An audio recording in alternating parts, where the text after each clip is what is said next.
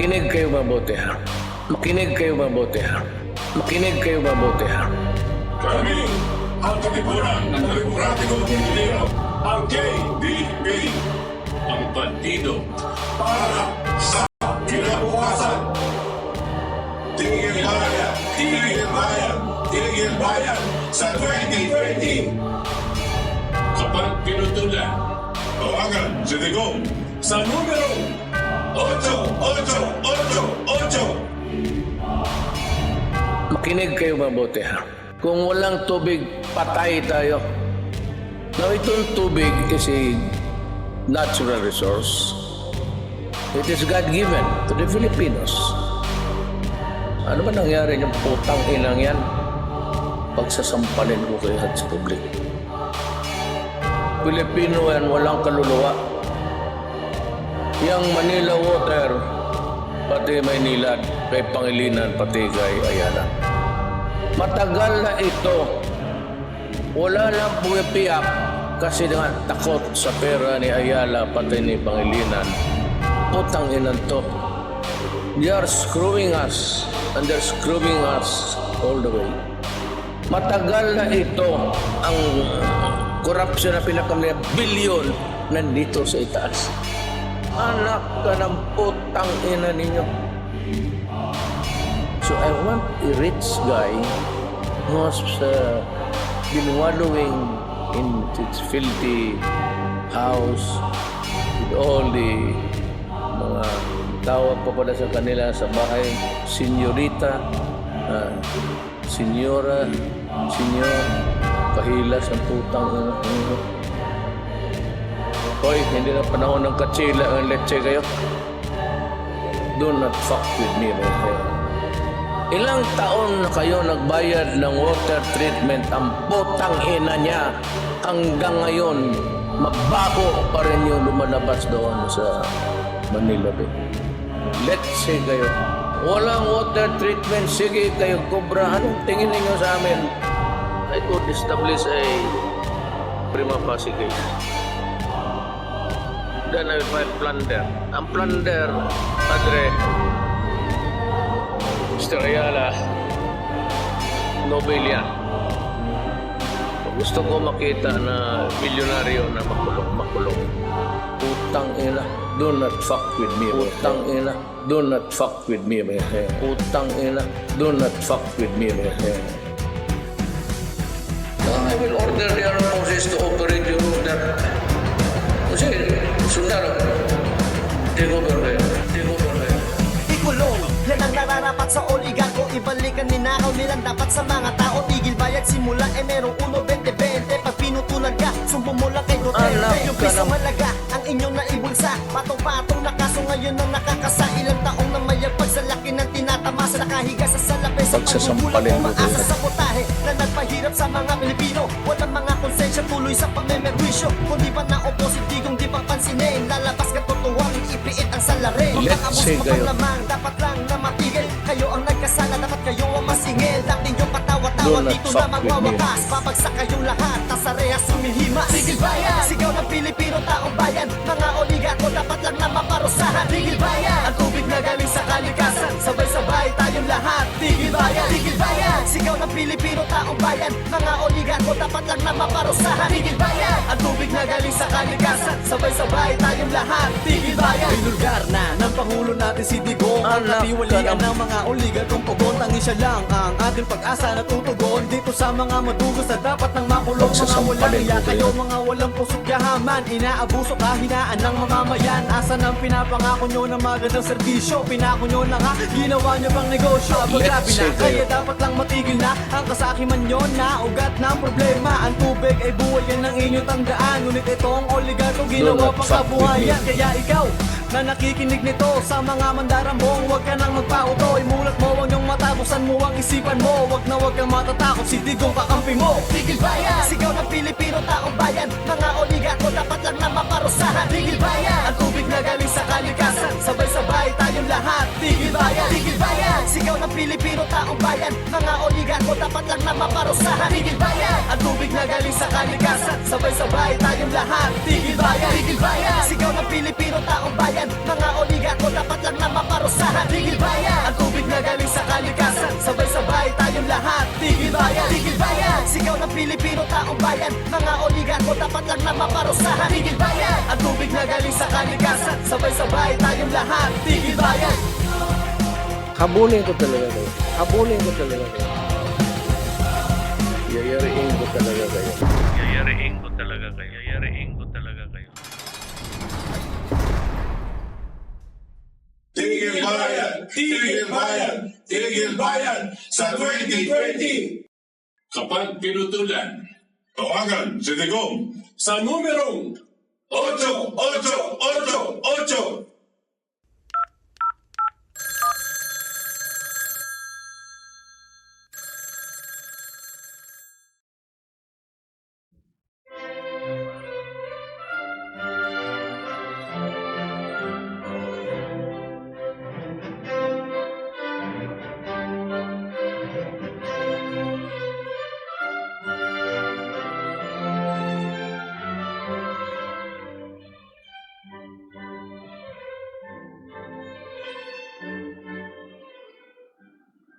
Magandang gabi po sa inyo. Ito po ang inyong katipon na si Butch Valdes dito po sa ating programang ang Ating Katipunan. At kasama ulit po natin walang iba kundi si Itos Valdes, ngayon ng Philippine LaRouche Society.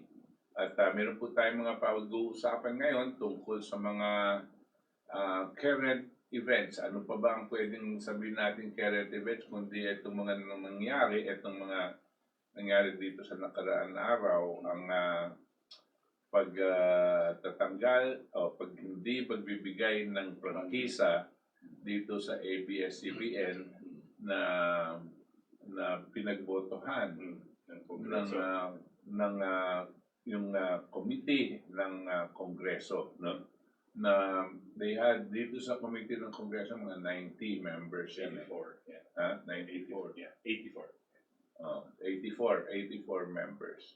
At ito nga ang nangyari at napakalungkot nitong mga tiga ABS-CBN. At meron po tayong tatalakayin at ibibigay na parang solusyon para dito sa mga taong hindi na wala ng trabaho daw, no? At para sa ating mga publiko. At mamaya po tatalakayin natin yan. Di ba? Yes. Good evening po sa lahat ng nanonood sa atin sa Ating Katipunan. Dito po tayo ulit. 7 to 9 every Sunday. Dito lang sa KDP channel po. And we are live streamed also Sa DZXL.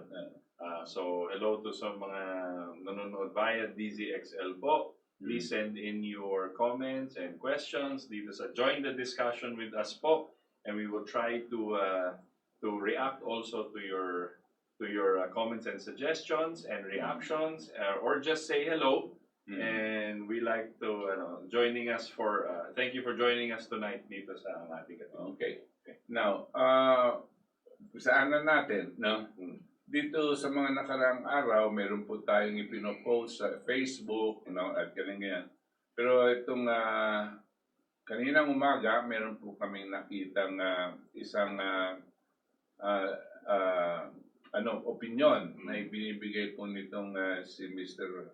Jose Alejandrino, no? Ang balita ko dito kay Jose Alejandrino, kaya hindi ko masyadong binabasa noon, no? Ay masyado siyang malapit dito kay Fidel Ramos, no? Okay. At ang sa akin pong palagay, ito si Fidel Ramos, isa sa mga nag-umpisa ng pagpapalawak, ng bibigay ng poder dito sa mga tinatawag nating oligarko ngayon, no?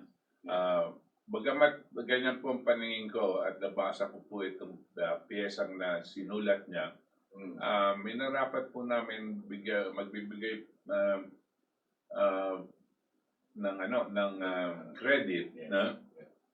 Sa kanya. Let's give credit where credit is due, no?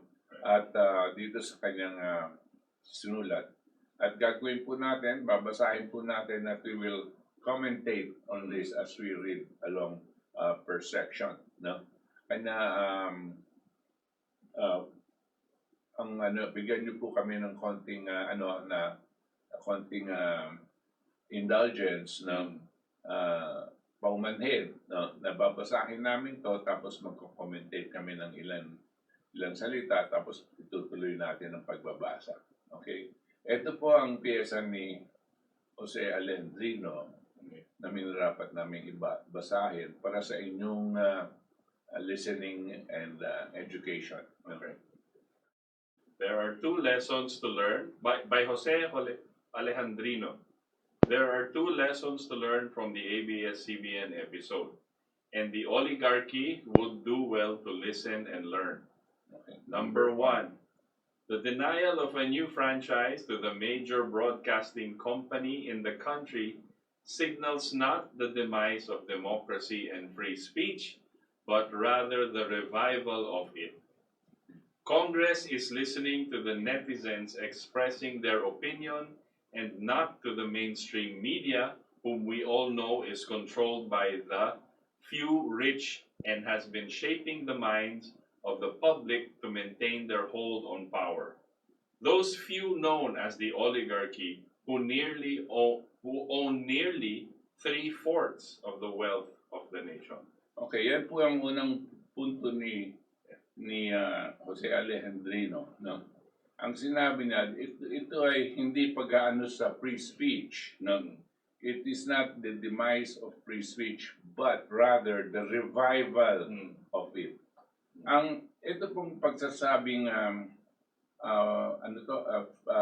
curtailment of freedom of speech daw, ang pagsasarado sa ABS-CBN. Ano po yan paano po papaniwalaan yan? No? Yan ganyan klase sa salita. Kasi po, alam na ng lahat na merong Facebook, meron tayong mga internet, meron tayong YouTube, no? At kung ano man ang gusto nating sabihin, na ilalabas natin po dito at walang magagawa ang gobyerno kung anong sasabihin natin halos at kung anong hindi natin sasabihin. No? In other words, the government is not in a position, because it is so widespread, to impose any kind of control. Yes. Unless tanggalin mo na yung buong outlaw the whole Facebook. Right. Pero hindi po Meron po tayong internet, ang tawag natin ng mga nagsusulat dito at nagbibigay ng opinion, mga netizens. No? Sino po ba yung mga netizens? Dito po sa Pilipinas, ang sabi nila, mga 70 million daw ang may hawak ng may hawak ng mga cellphones, no? At halos lahat sila meron din capacity, no? And most of them are on Facebook. Kanya nga. All of them, actually. Iba-ibang grupo po yan. Kung minsan nga medyo nakakarindi, no? Dahil kung ano-ano yung sinasabi. Pero, ganyan po itong nature ng internet.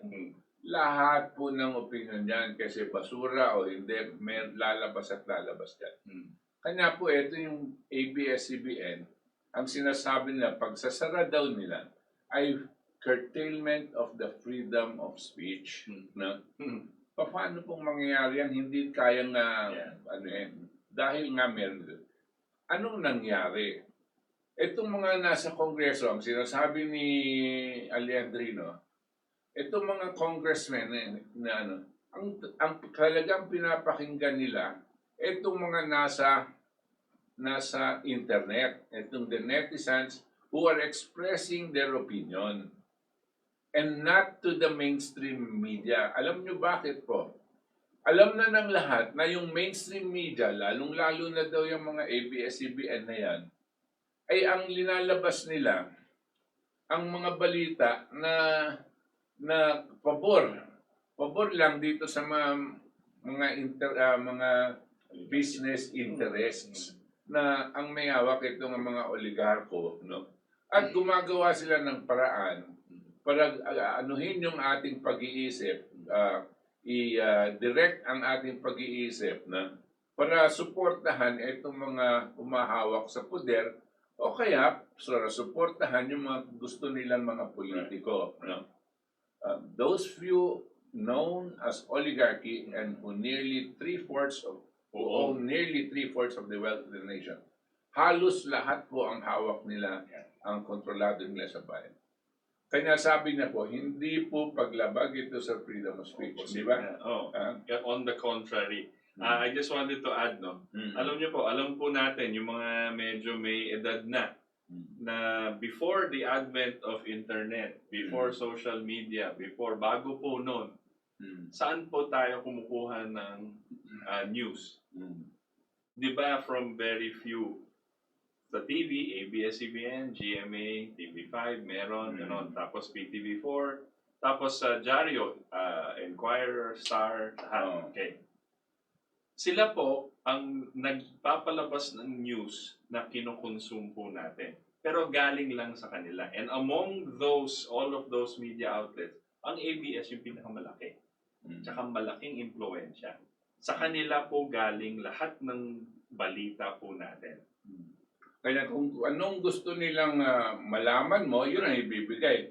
Kung ayaw nilang malaman mo, hindi nila ilalabas. Pero hindi natin malalaman yon. Right? Pero lahat po kayo, alam ninyo na nangyayari ito. Right. No? Not because it comes out of TV, immediately ang katotohanan. Alam na po ng lahat. Pero since wala nang iba, yun na lang ang tinututukan natin. Di ba po? Okay. So at nagiging basehan ng ating mga opinyon. Yes. Kasi inuhubog nila ang ating pag-iisip dahil dito. Ito po ang unang punto nitong si Alejandrino. Ang pangalawang punto po niya ay si Roxanne natutulog. Okay.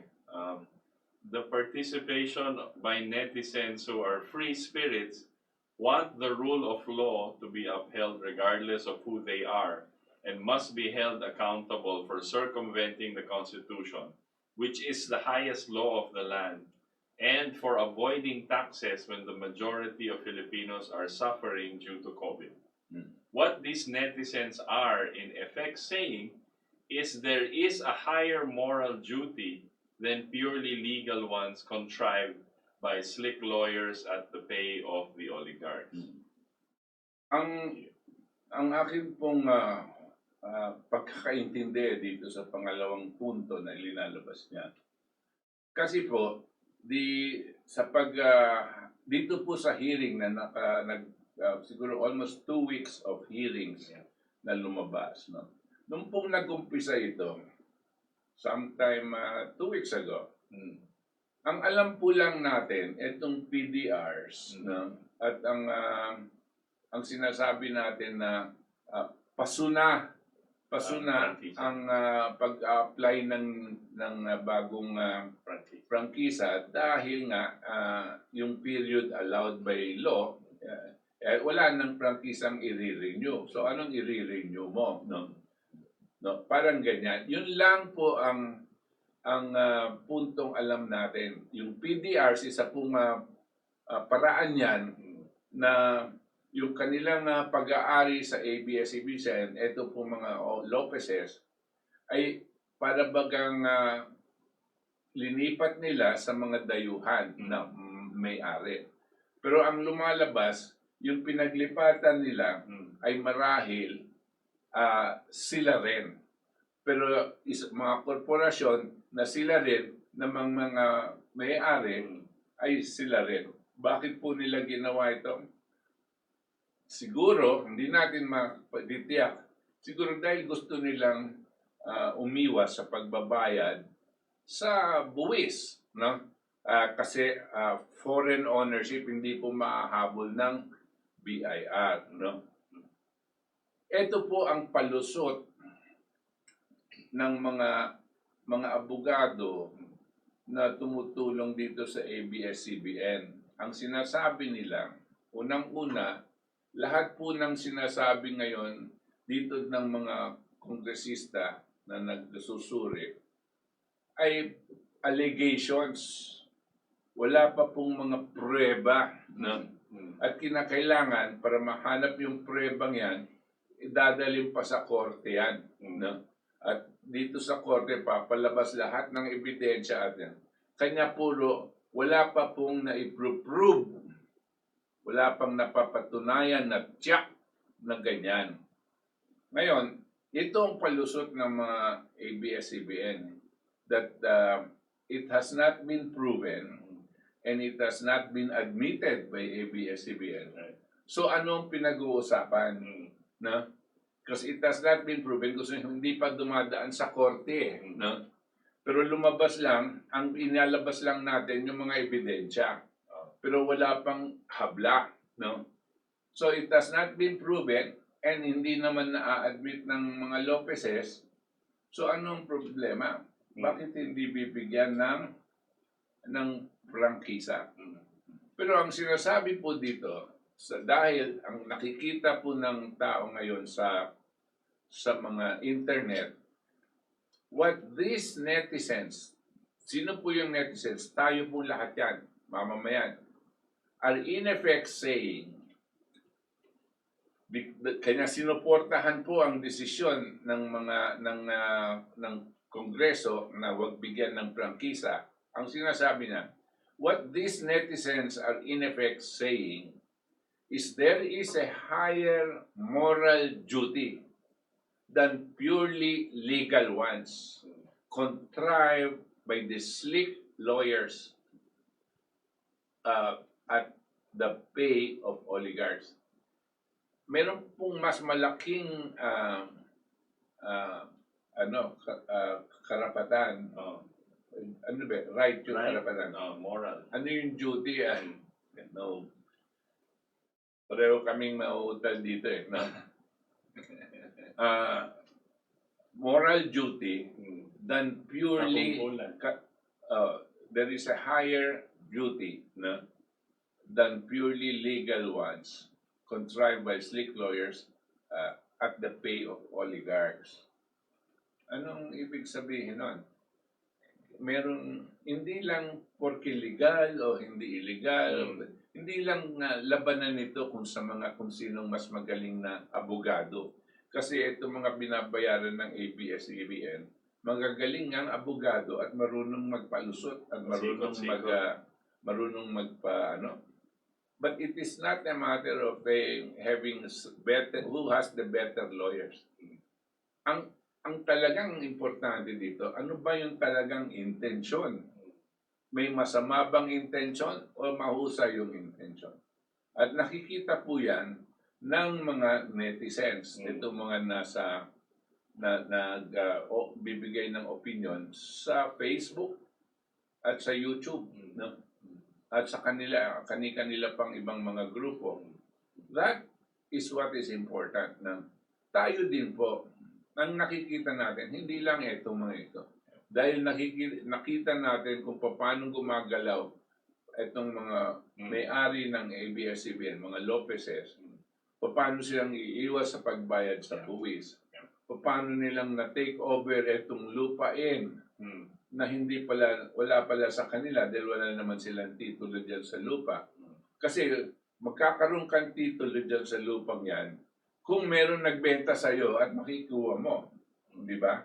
Wala po silang titulong na ipapakita. Kasi po, ang may-ari niyan dati, ang gobyerno. At nung panahon may nakaraang panahon, nakatayo sila ng operations diyan naglagay sila ng studio diyan, no? Ano pa? Meron pa silang unfair labor practice. Yung pong maraming mga empleyado sa ABS-CBN, ayaw po nilang gawing permanente. 35 years na daw nagtatrabaho diyan, hindi pa sila permanente sa ABS-CBN. Hindi pa sila regular. No? So, marami silang katiwalian na ginagawa. Plus yung sa laban sa konstitusyon. Kasi yung PDRs po is circumventing the constitution. Sa constitution po ang sinasabi, Pilipino lang ang dapat may-ari ng media, ng television stations and radio station. Tapos ang sinasabi ni Lopez, hindi, Pilipino din ako. Pero Amerikano din ako. Pero Pilipino din ako. Kanya, ito po malabong-malabo. Yeah. Kasi nung pinakita niyang Amerikano siya,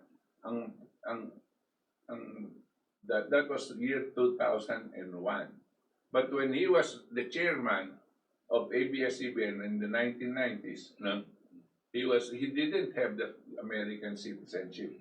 Kanya nagkakanda, ano, itong papasok na naman yung kanyang mga abogado, papahanap ng palusot sa pagpapaliwanag. This is what he's saying, di ba? Yeah. So, sa pangatlong So issue, we'll move on. uh, By their active participation on social media, they want government by the people and for the people to be more than just an empty slogan. Isn't this the essence of democracy? When Pinoys start waking up to the realities of a sham democracy they now have, which has kept them in a state of abject poverty and underdevelopment by a few rich privileged, change can happen, and change in the Philippines is absolutely necessary after 500 years since Magellan discovered these islands. By not a coincidence, next year will be the celebration of 500 years from 1521. God works in wondrous ways. okay. At nakikita po natin ang sinasabi niya dito, very klarong-klaro. Ang mamamayang Pilipino daw, ang gusto nila, yung talagang participation, active participation sa social media. Kasi yung social media po, itong mga nasa internet, nakakabigay sila ng opinion at walang nagpipigil sa kanila. At magkakaroon po tayo ng isang gobyerno kang gumawa daw ang mga mamayan at para sa mga mamayan. We want a government by the people and for the people. Na itong salitang ito hindi lang empty slogan. Dahil sanay na sanay tayo, naririnig natin yan. But in reality, gusto natin ipatupad itong prinsipyo to, that the government should be made by the people and for the people. No? Yan po ang tunay na essence ng isang demokrasya. No? Yun po. Susunod natin. Number 2. The majority of Filipinos are tired of the few rich pulling the wool over their eyes. The recent billing by Meralco of unexplained high electricity charges to consumers after Manila Water and Maynilad had passed on to water consumers taxes which should have been paid by those water utilities smells of the same practice used by ABS-CBN to lower taxes via tax shelters abroad, as in the case of Big Dipper. Certainly, they can claim what they did is legal, but is it moral? Is the avoidance of taxes of service to the Filipino, or is it of service to themselves?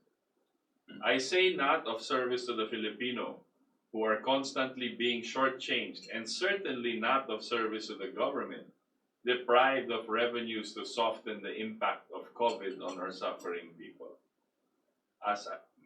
Para hindi na natin nabain yung diskusyon dito sa puntong ito, ang sinasabi na lang, itong ginagawa nila, na kung wari nagtayo sila ng mga korporasyon na ganito, dinala dito, ito po, sabi na, maski na legal, sinasabi na pinayagan daw sila ng SEC at kung ano-ano. Ang tinatanong niya, porke legal ba? No? Gustong sabihin, tama na. Is it moral?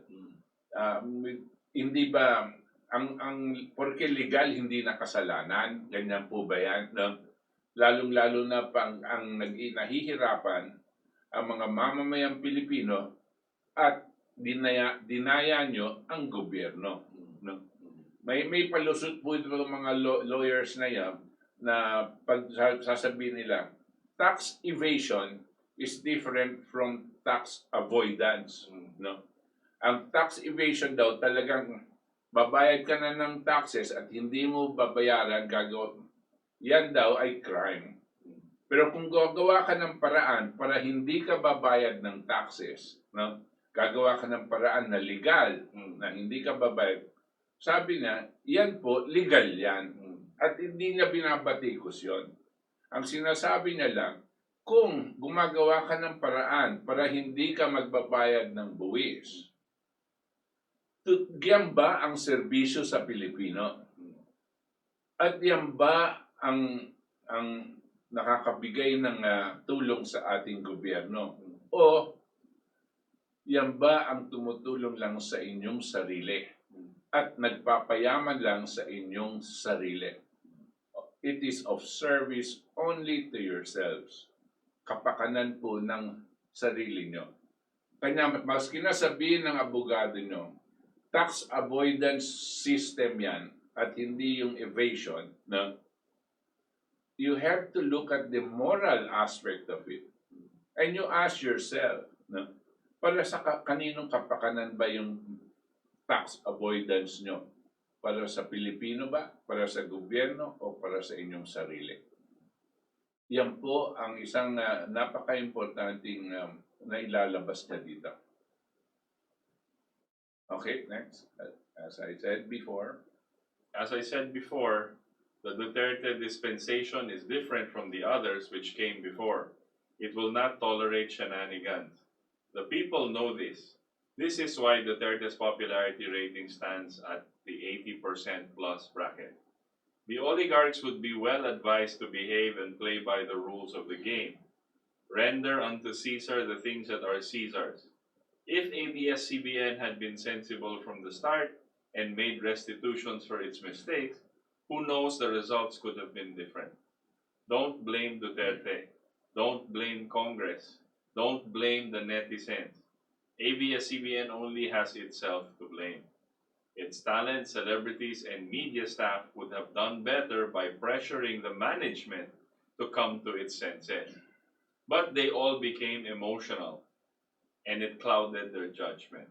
They were all in the same boat, and when the boat sank, they all sank. The price of stupidity. So sad, but people never learn. Yan po ang statement. conclusion ni Mr. Alejandrino. No? At sabi po, wag po, ang sinasabi niya dito sa administrasyon po ni Duterte na ay hindi papayagan itong mga katiwalian na ito. Kanya pumahal siya ng tao at meron po siyang 80% plus bracket. Okay? Approval. Ako po ay nakikiisa sa kanya dyan, no? Pero at nananalangin din, no? That hindi magpapalit ang kanyang posisyon laban dito sa mga oligarko. Kasi nung nahuli niyang nandaraya sila sa tubig, no? Itong mga sila Ayala at Pangilinan, nung nakaraang taon, sa galit niya, no, kung ano-ano pong sinabi niya, pinagmumura niya, at sinabi niya ikukulong niya daw itong mga oligarkong to. No?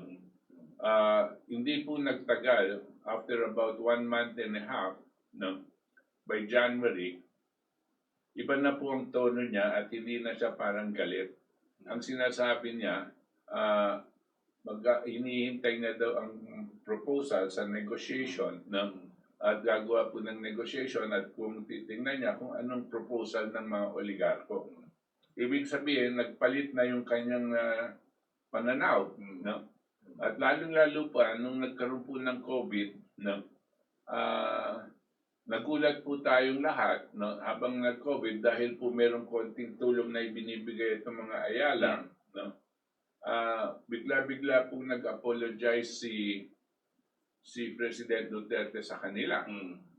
At sabi niya, pag-uusapan yung kanilang problema at kung hindi niya daw tatanggalin ng prangkisa sa tubig sa kanila. Eh dito po medyo nadismaya po ang mga tao. Sana po, mali po ang karababi na dumadaan po sa feelings ng tao na hindi sila iiwanan ni Duterte. Dahil po pag nagbaliktad po ang kanyang posisyon dito, palagay ko magagalit po sa kanyang ang mamayang Pilipino at hindi mananatiling 80% ang kanyang popularity rating. Pero bagamat nasabi po natin yan, tama po itong sitwasyon na sinasabi ni na itong mga empleyado ng ABS-CBN, dapat hindi nila pinabayaan ng management na gumanito. kung alam nila na illegal ang ginagawa ng mga Lopezes, kung alam nila na gumagawa sila ng mga bias reporting, di ba? Meron din dyan mga ACDC. Alam po nila yan, sila alam nila yan. Ng mga attack and collect, defend and collect, ng mga komentarista nila.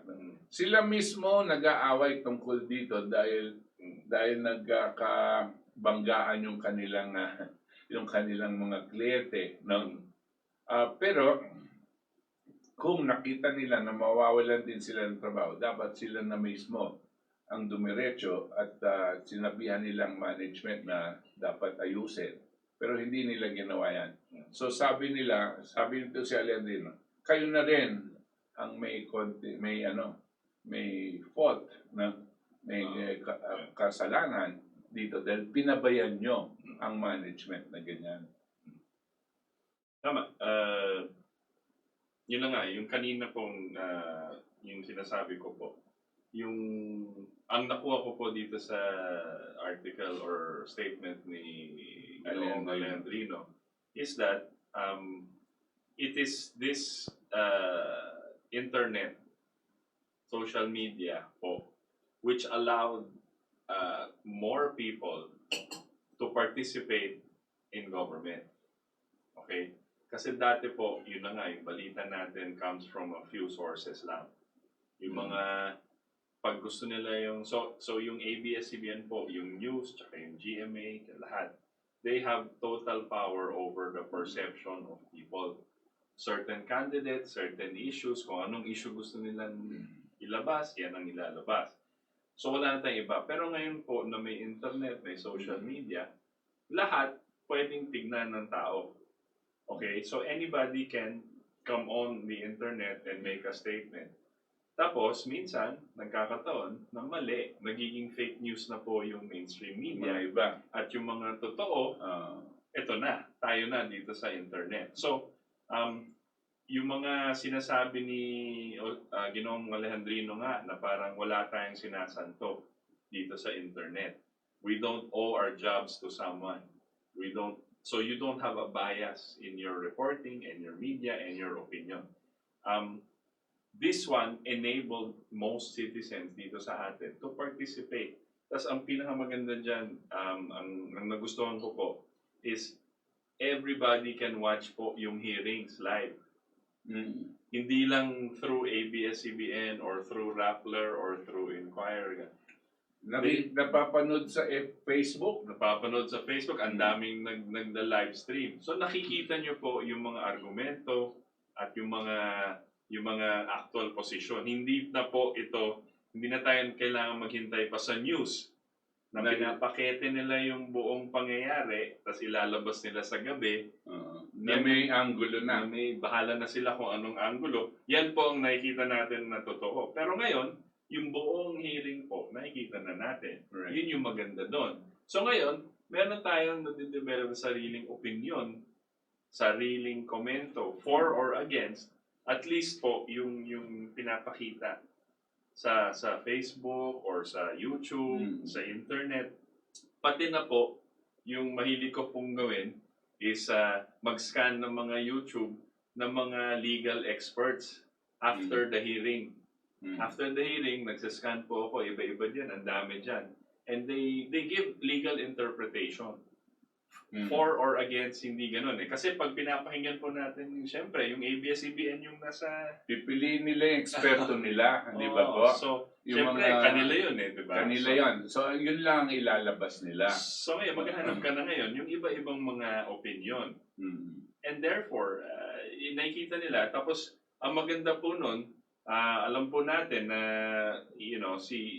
nagsabi na po si Alan Peter Cayetano, na pwedeng basahin po lahat ng tao yung mismong desisyon.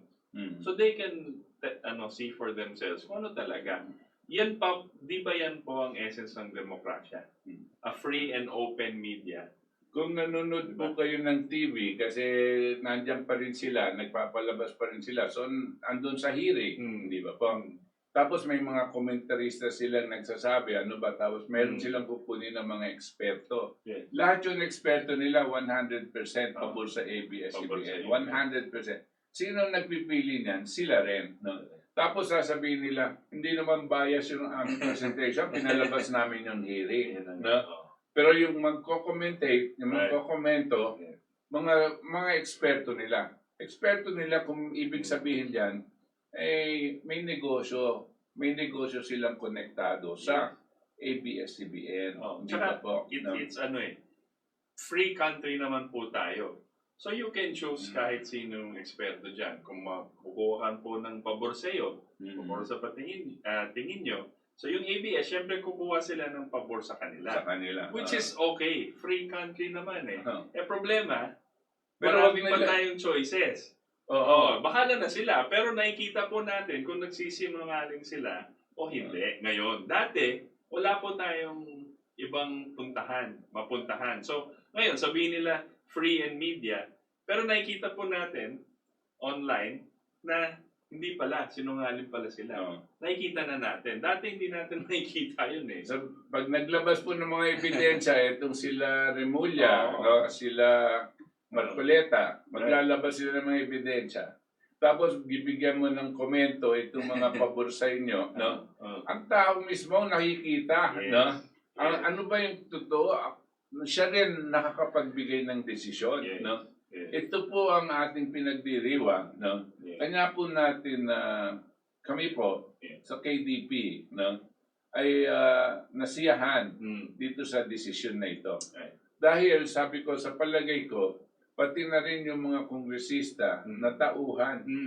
Kasi karamihan ng lumabas na ebidensya at itong mga katiwalian ay hindi alam ng taong bayan, hindi alam ng mga ibang kongresista na nandyan.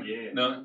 At nung umpisa po, ang pinag-uusapan lang natin, yung PDR, tsaka ito lang yung date. Lumipas na yun. Tsaka yung citizenship. Wala nang iba. Pero pagkatapos ng 13 days na hearing, nagsilabasa na itong mga nahalungkat na mga importanteng informasyon. Mas tapos sabi pala. nila, sabi siguro ng kongresista, paano to? Kitang-kita mga katiwalian nito, tapos ako, kung boboto ako, nabigyan pa sila ng prangkisa, di nagalit na sa kanilang taong bayan. Tsaka hindi lang yun. Pag binigyan pa nila ang prangkisa, what does it say to all of these other companies? Pwede pala. Di ba? Na, okay, pwede pala. Palang mangloko. Manloko sa tao. Pwede pala namin gawin yan. Pwedeng pagpatuloy. Yes. Diba? Pagpatuloy ang ginagawa namin, pwede palang tax avoidance. And then they will say, mga kongresista at si Duterte, bolero yan. Huwag niyo nang paniwalaan yan. Kasi tamo, ABS nakalusot. Ito pala, nandiyan na yung ebidensya, wala pa rin. Importante. Oligarko po ang bumagsak dito. Yes. Oligarko. Ay hindi lang po sa mainstream media ang negosyo niyan. Marami pa pong negosyo niyan sa kuryente at sa mga tollways. Which came out. Lumabas. Lumabas rin yung Meralco. Okay. At yan po tatalakayin ng committee dito sa darating na panahon. Pero makikita nyo po kung paano ginagamit ang mainstream media sa pagpalaganap ng kanilang business interest. At paano ginagamit ang mainstream media para kontrolin nila ang mga politiko na sila na ngayon ang tinatawag na kingmaker. Sila ang naggagawa ng desisyon kung sinong magiging kongresista at kung sinong magiging senador, presidente. At sa presidente. Yan po ang nangyayari. Kanya po kami, nung nakita natin ito, mawawala na yung ganyan hawak. Kasi pati ang ABS-CBN po, kakuntsaba po ng COMELEC sa pandaraya sa isipan ng tao. Kino-condition nila yung trending, yung lahat na yon. Yan pong mga salitang ganyan, pumupunta yan dahil dito sa nakatutok tayo sa ABS-CBN. No? Tapos, yung kasinungalingan, dahil yun lang ang lumalabas sa mainstream media, tatanggapin na po natin. Right. And this is what's coming out. Now, wala na yan. No? Sana talagang permanenteng wala na yan. At magkakaroon tayo ng pagkakataon, umpisahan natin ang pag-aagaw natin ng ating bansa ulit dahil ito ay inaagaw sa atin ng mga oligarko. We have to take back our country. And this is the first step. By neutralizing and dismantling the oligarchy. First, the Lopezes. Hopefully, the next will be those that are in the electricity and the power sector and the water sector. Sunod-sunod na yan. Sunod-sunod na po yan. No? Dapat, sana. Ngayon, bago natin tapusin ito, tapos pasukan natin yung kung saan natin gusto talaga pag-usapan. Marami pong nagsasabi, ano nang mangyayari dito sa mga 11,000 employees at dito sa mga viewing public na nakisanayan na nila manood ng entertainment Ng ABS. ng ABS-CBN. No? At paano naman yan? Yeah. Hindi ba kayo naaawa dyan sa mga yan? Ganun. Sa akin po, meron akong pinost sa Facebook. At ang sinabi ko, hindi kailangan isara ang ABS-CBN sa kanyang operasyon. No? Ang mga tiwali dito, yun mga may-ari, si Lopezes at ang mga opisyales na sangkot dito sa pandaraya sa gobyerno, pagsisinungaling sa publiko, at kung ano-ano pang ginawang katiwalian. Sila ang may utang sa gobyerno, sila ang hindi nagbabayad ng buwis, sila, hindi yung mga empleyado. No? So sa totoo lang, walang kasalanan ang empleyado. Ang may kasalanan, yun mga nasa taas. Kanya, dahil may utang sila sa gobyerno, palagay ko napakalaki ng utang niyan, bilyon-bilyon ang utang niyan sa gobyerno. May karapatan at may katungkulan. The government has a right and a duty to sequester the network. Sequester po yan, hindi ibig sabihin aagawin, isi-sequester po, no? Yang ABS-CBN na yan. Ang intensyon, pagpatuloy ang pagpapatakbo ng ABS-CBN para hindi nawawalan ng trabaho itong mga empleyado at patuloy ang pag-provide ng entertainment sa mga publiko. At ngayon, paano gagawin dyan? Dahil tatanggalin mo na yung mga Lopezes. Kasi anong gagawin mo sa Lopezes? Ihabla. You have to indict them immediately. File cases against these people immediately. No? So take them out of management and create a new professional management team. No? Na walang kinikilingan na oligarko, no? O mga politiko. Sila ang magpapatakbo para tuloy ang empleyado nito mga tao at mga publiko. Ngayon, kung ayaw ng mga empleyado at gusto nilang yung mga Lopezes at ayaw nilang mag-iba, di mag-resign na lang sila, no? At magbibigay po sila ng kasulatan na nagre-resign. Okay lang yon. Pero choice nila yon. Pero yung empleyo nila ay hindi tinatanggal. Pero may issue po tayo dyan. Kasi wala nang prangkisa. Hindi bale. Kung ikaw ay gobyerno, no? Sa totoo lang, hindi ka na kailangan mag-apply ng prangkisa sa gobyerno. Ibig sabihin, your government and you had sequestered it. No? And then you should be given, NTC should give government kasi sa gobyerno po yung prangkisang yan eh. Yes. Correct. And the one that just rewards it, no? But then, is the Congress. correct. Right? But then, pag gusto may mag-apply ng franchise, wala ka nang mabibigay kasi you took it over. Well, yes, of course, because it's still operating. it is still Oo. operating, you see.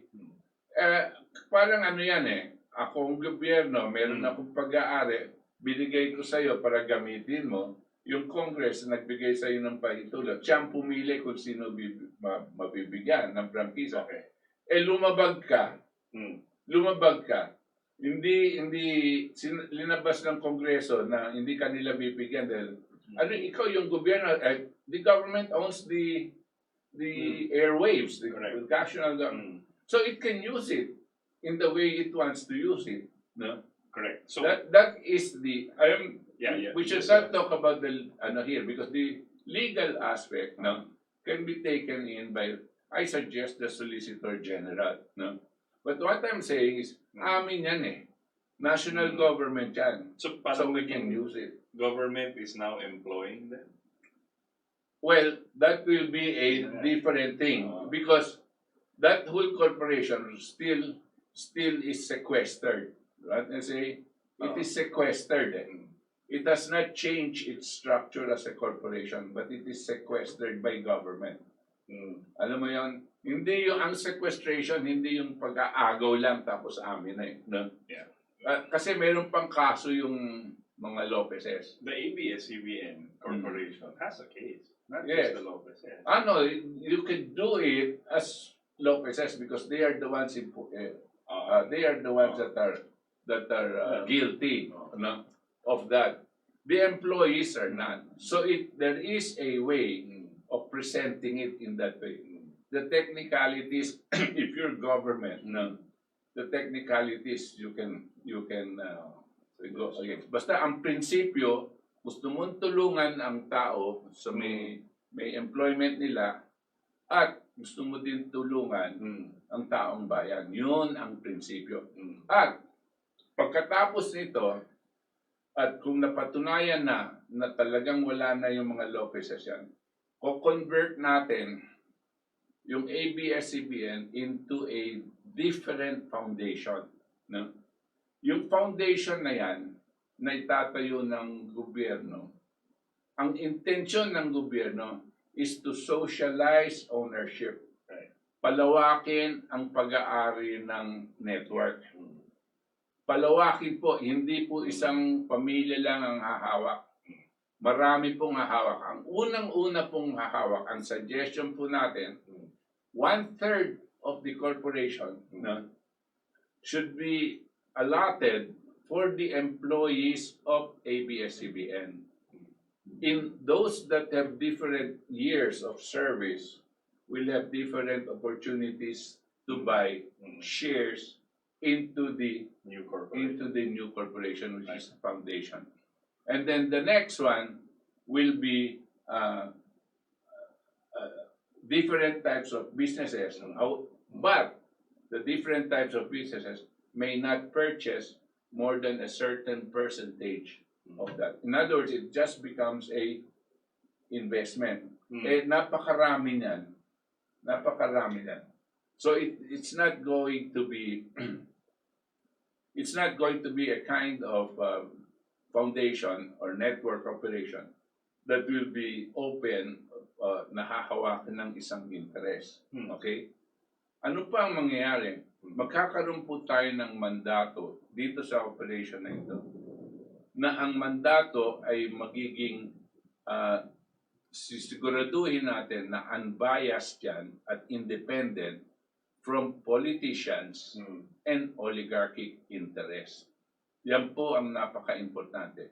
At since gobyerno na to, magkakaroon po tayo ng sistema na ang ilalabas ng mga programa ay ayon sa mataas na antas ng moralidad.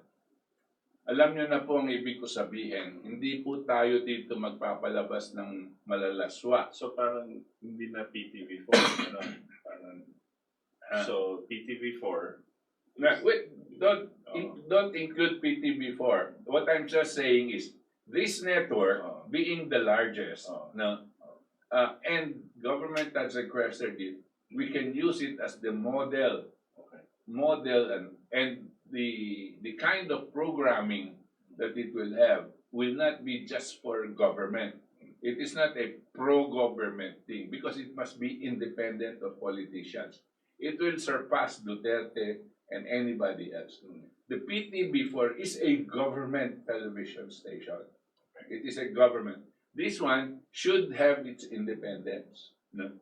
That's why malawak ang ownership. Wala dyan sa ownership ang gobyerno. Ang PT before, pagkaari ng gobyerno. Iba yon, no? And this is an opportunity that we can put up a model network for all other networks to follow. Kasi yung standard mo ay napakataas pagdating sa moralidad, no? At hindi ka dapat bababa. Para yung pagbaba mo, susundan ka din ng pagbaba ng iba. Yung pagtaas mo sa antas ng quality of your public service, no, the others will be pushed to also bring it up. That is the concept. And that is the ideal. No? Pero sana po, magagawa po natin yan without having to destroy the operations. Ito po, palagay ko, papag-usapin po yan. No? Ang sa akin, napakasamang gagawin ng gobyerno kung ibibigay ang prangkisa sa ibang oligarko. Yan ang problema. Yan ang magiging problema. Sana, wag po nating papasukan yung ganyan. Nakaalis na tayo sa oligarko, wag natin papalitan with another oligarch. No? We socialize the ownership of the network. This also happened to the Lopezes somewhat before, no? With Meralco during Marcos time. Hindi sila makabayad ng utang, meron silang katiwalian, hindi sila makataas ng halaga ng kuryente, may malaki silang utang na binayaran ng gobyerno, no?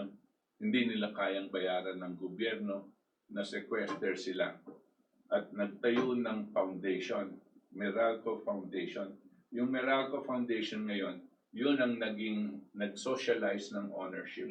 Noong panahon na yon, kung ikaw ay kumukonsumo ng kuryente at tuwing nagbabayad ka sa Meralco, meron kasamang coupon yan. Yung coupon na yon is proof of ownership of Meralco. Hindi po masyadong kakaiba itong sinasuggest natin. No? At pwede pong gawin yan without stopping the operations of Meralco. Tandaan mo nun, nung pumasok po ang gobyerno dito sa Meralco in 1972-73, no? Hindi po pumara ang pagbibigay ng kuryente. Wala pong na-layoff na mga empleyado. Ang natanggal po ang Lopezes. Dahil sila po yung may kasalanan doon sa sitwasyon na yun. Ganyan na naman po ang nangyari ngayon. Okay. No? Meron ka pang Okay. Ito po ang isang bahagi. Itong next step. That's why po si Itos ang ano natin dito, eksperto. Dahil sa ating pong kasaysayan, sa kasaysayan ng mundo, ito pong pagkokontrol ng oligarko sa mga iba-ibang bayan ay nangyayari yan noon. At kung mas kinahanapin niyo po ang definition ng oligarko, an oligarchy, it always says that it is the few who's ruling, no, for their own self-interest, a country of many, no, of many people, na ruled by a few. Yung ruled by a few does not necessarily mean official, no? Yung minsan yung presidente, kongreso, ganyan nandyan, pero meron pang nasa ibabaw nila. At itong mga nasa ibabaw nila ay mga oligarko, malalaking korporasyon, no, kumpanya, at mga pamilya ang may hawak nito. Di ba Itos? Yes. Actually, yung definition ng oligarchy, is a few families or business that have wide-ranging business interests in any country or any na nakaka-impluwensya po and exerting control over the rest of the citizenry. So in history po, hindi lang this thing that happened sa ABS, hindi to first time sa history ng mundo that this happened. Many times po, yung private interest always tries to take over. Pag lumalaki at lumalaki na yung influensya nila, they always try to take over government. Kasi ang gobyerno ko is very powerful. They're voting president and all. Now, ang gusto nila, kontrolado nila yung, kunyari, Senate or Congress para mapalawak pa yung mga business interest nila. Okay, that's the definition of what the oligarchy is. Where is the, what are the examples of these ethos? Yeah, you can, actually, the first example of an oligarchy against, was if I may, it was in, England. Mhm. England po, although hindi pa to government na president, may hari, ganon. There was a private company that in essence ruled or owned the king at the time. Ang tawag po dito yung East India Company. Now, ang ano po yung business ng East India Company? Siya po yung number one slave trader, number one drugs. Nagpo-push siya ng opium sa Asia, pinapaikot niya. Yan po yung business niya. Now, ang gobyerno ng England at that time was wala na, bangkarote na siya. So it went to the East India Company, sabi nila, ikaw na yung, I will give you a charter, I will give you a certificate from the king. Kayo na po ang maging, we will share in your profit sa drugs, sa slaves, tsaka so you can represent, sasabihin nyo, we represent the King of England. In other words, itong British East India Company is like the first multinational operation of a country. Ito po yung pumupunta sa mga iba-ibang bansa. Right. At katulad po sa India, Right. no, British East India Company, gagawa sila po ng plantation ng opium, na kukunin nila yung opium, at yun naman ang ibebenta nila sa China. Tapos yung China, bebentahan naman sila ng tsaa, no, yung mga ganyan. Yeah. Tapos kukuha sila ng cotton sa Amerika o kung saan man, tapos dadalhin sa England, gagawin nilang tela, tapos meron yung tela ibebenta. Ito po yung negosyo nitong malaking British East India Company. Yeah. No? At lumaki ng lumaki. At Yeah, and in effect, sobrang na siyang malaki na kontrolado na niya yung lahat ng policies. Kontrolado niya yung hari, kontrolado kasi siya nagpapasok ng pera. Kasi bangkarote. Now, maski na ayaw nila yung certain business, wala silang magawa. So, yung East India Company and its owners became, in essence, an oligarchy. And that was a whole century. Now, in modern times, yung oligarchy, there was a president, punta na tayo kay Franklin Roosevelt. Medyo, ito yung kinalaban niya. Yung oligarchy kasi can be in finance, it can be in steel production, it can be in electricity, whatever. But yun na, sandali lang, bago natin pasukan si Franklin Roosevelt. Ito pong British East India Company, yan po ang trabaho. Tandaan niyo po, yung Amerikano, isa pong kolonya ng England yan, ng Great Britain. At silang namamahala noon sa Amerika.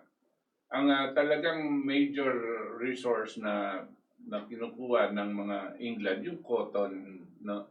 Yung cotton. Tapos nagka-revolution, yung 1776. American Revolution. American Revolution. Nag-revolt sila laban dito sa mga Inglaterra. At nagtatag sila ng isang republika. Na yung republika po, kakaiba yan sa isang monarkiya. Wala pong hari. No? Hindi katulad ng sa British, may hari. Tapos yung hari lang, yung hari kaya nang bigyan ng katungkulan o ng poder itong korporasyon. Tapos sila ang may control ngayon ng buong bansa. Pero kakaiba to. Dahil ito ay isang republika. Ang republika po, ang kanilang mga prinsipyo, katulad ng sinabi natin last week, no, ay for the people, by the people, and of the people. Ang para sa mga mamamayan, hindi basta-basta pwedeng ibigay ang karapatan nila, no, sa mga korporasyon ng maski na gaano kalakihan. Kasi hindi naman sila halal. Yung mga korporasyon na yan na malalaki, hindi sila halal. Ang halal yung kanilang presidente at iba pa nilang mga opisyales. Ngayon, ganyan po ang sistema ng Amerika. Kaya pagdating dito, mag-fast forward po tayo kasi marami din nangyari laban diyan sa mga oligarko yan dito sa mga nakaraan taon. Pero mag-fast forward po tayo dito sa kay Franklin Delano Roosevelt. 1920s, Great Depression. Great Depression, 1932 nung naalala siyang presidente sa Amerika. Ang kalaban ni Franklin Roosevelt ay ang mga oligarko. Ang mga oligarko noon, tuloy pa rin ang kanilang ang hawak nila ang mga stock market, iba-ibang mga negosyo, lalong-lalo na yung mga pananalapi. Yung industriya, hawak din nila. Pero yung pananalapi, hawak ng mga oligarko at itong mga stock market. Ito ngayon ang kinalaban ni Franklin Delano Roosevelt. Yes, kasi yung na 1920s, nag-enter into a depression itong US. Dati po kasi walang mga workers' rights, dati walang mga SSS, dati walang mga ganon. So, by 1929, alam naman natin sa history, you can look this up, yung Great Depression na sinasabi natin, 1929, peak, not peak, but one of the Crash. hallmarks of the Great Depression was the stock market crash. Okay, tapos at that time, 51% unemployment Sa US. sa US. Pero before that crash, marami nang nagugutom before around the US. So depressed na sila. Ang masaya lang yung mga oligarchy. Gusto ko lang bigyan ng diin yung sinabi ni Itos. Nung sinabi niya, nung panahon na yon, 51% unemployment ang Amerika. Marami pong nagugutom, namamatay sa daan, marami pong nangyayari. 51% nagtatalunan sa building para magpakamatay. Ngayon dahil dito sa COVID, ang unemployment rate po ng buong mundo is something like 35 to 40% na po. Dito po sa Pilipinas, siguro ang estimate ko about 30 to 35% sa Pilipinas. Pero sa buong mundo, kung isasuma total mo yung sa buong mundo, umaabot na po ng 40%. Ngayon, maraming namamatay, maraming gutom, walang trabaho. Could be higher. Yeah, could be higher.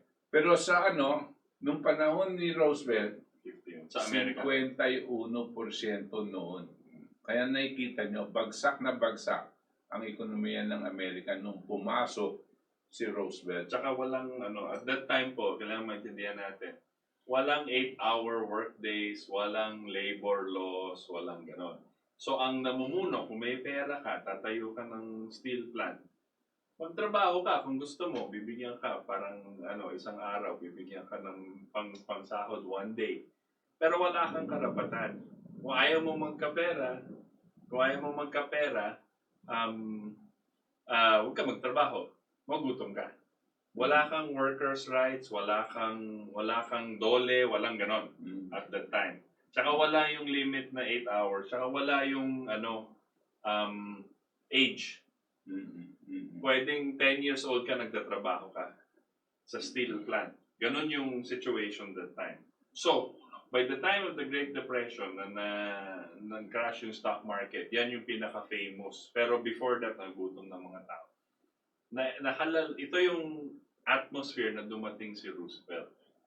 At yung unang-una niyang ginawa, when he came in, when he was voted in 1932, okay, was to go against what he called the economic royalists, what he called the money managers. Ito po yung mga bankero, mga oligarkiya at the time. And one of them, I'll give you an example, no? One of them is called this banker na napaka-famous, si J.P. Morgan. So si J.P. Morgan, yan ang pinakalaban ni Roosevelt. Okay? Yan po yung picture niya. Ito yung J.P. Morgan Chase na bangko na alam natin ngayon. So ito yung J.P. Morgan. Siya yung tinuturing at that time pinakamayaman sa buong mundo. Okay? Ito yung oligarchy. He had interest in banking. He had interest in rail, steel production, energy, oil, ganon. Ganong kalaki yung taong to. And he was influencing Roosevelt. Nung ine-elect po, yung Democratic National Convention po, parang tayo, sinong magpipili tayo ng presidential candidate. Kalaban ni Roosevelt to.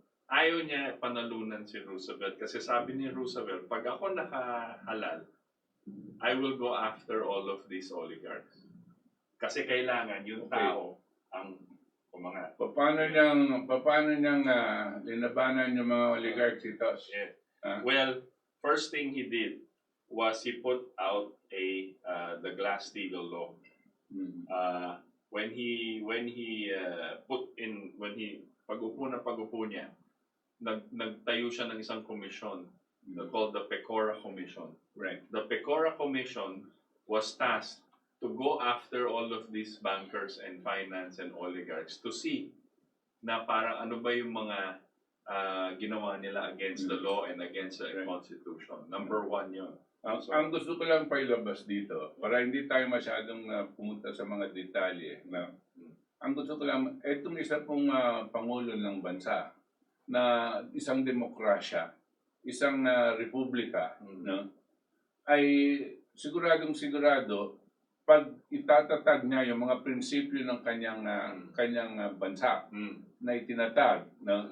Siguro taliwas yan dun sa interes ng mga oligarko. Right.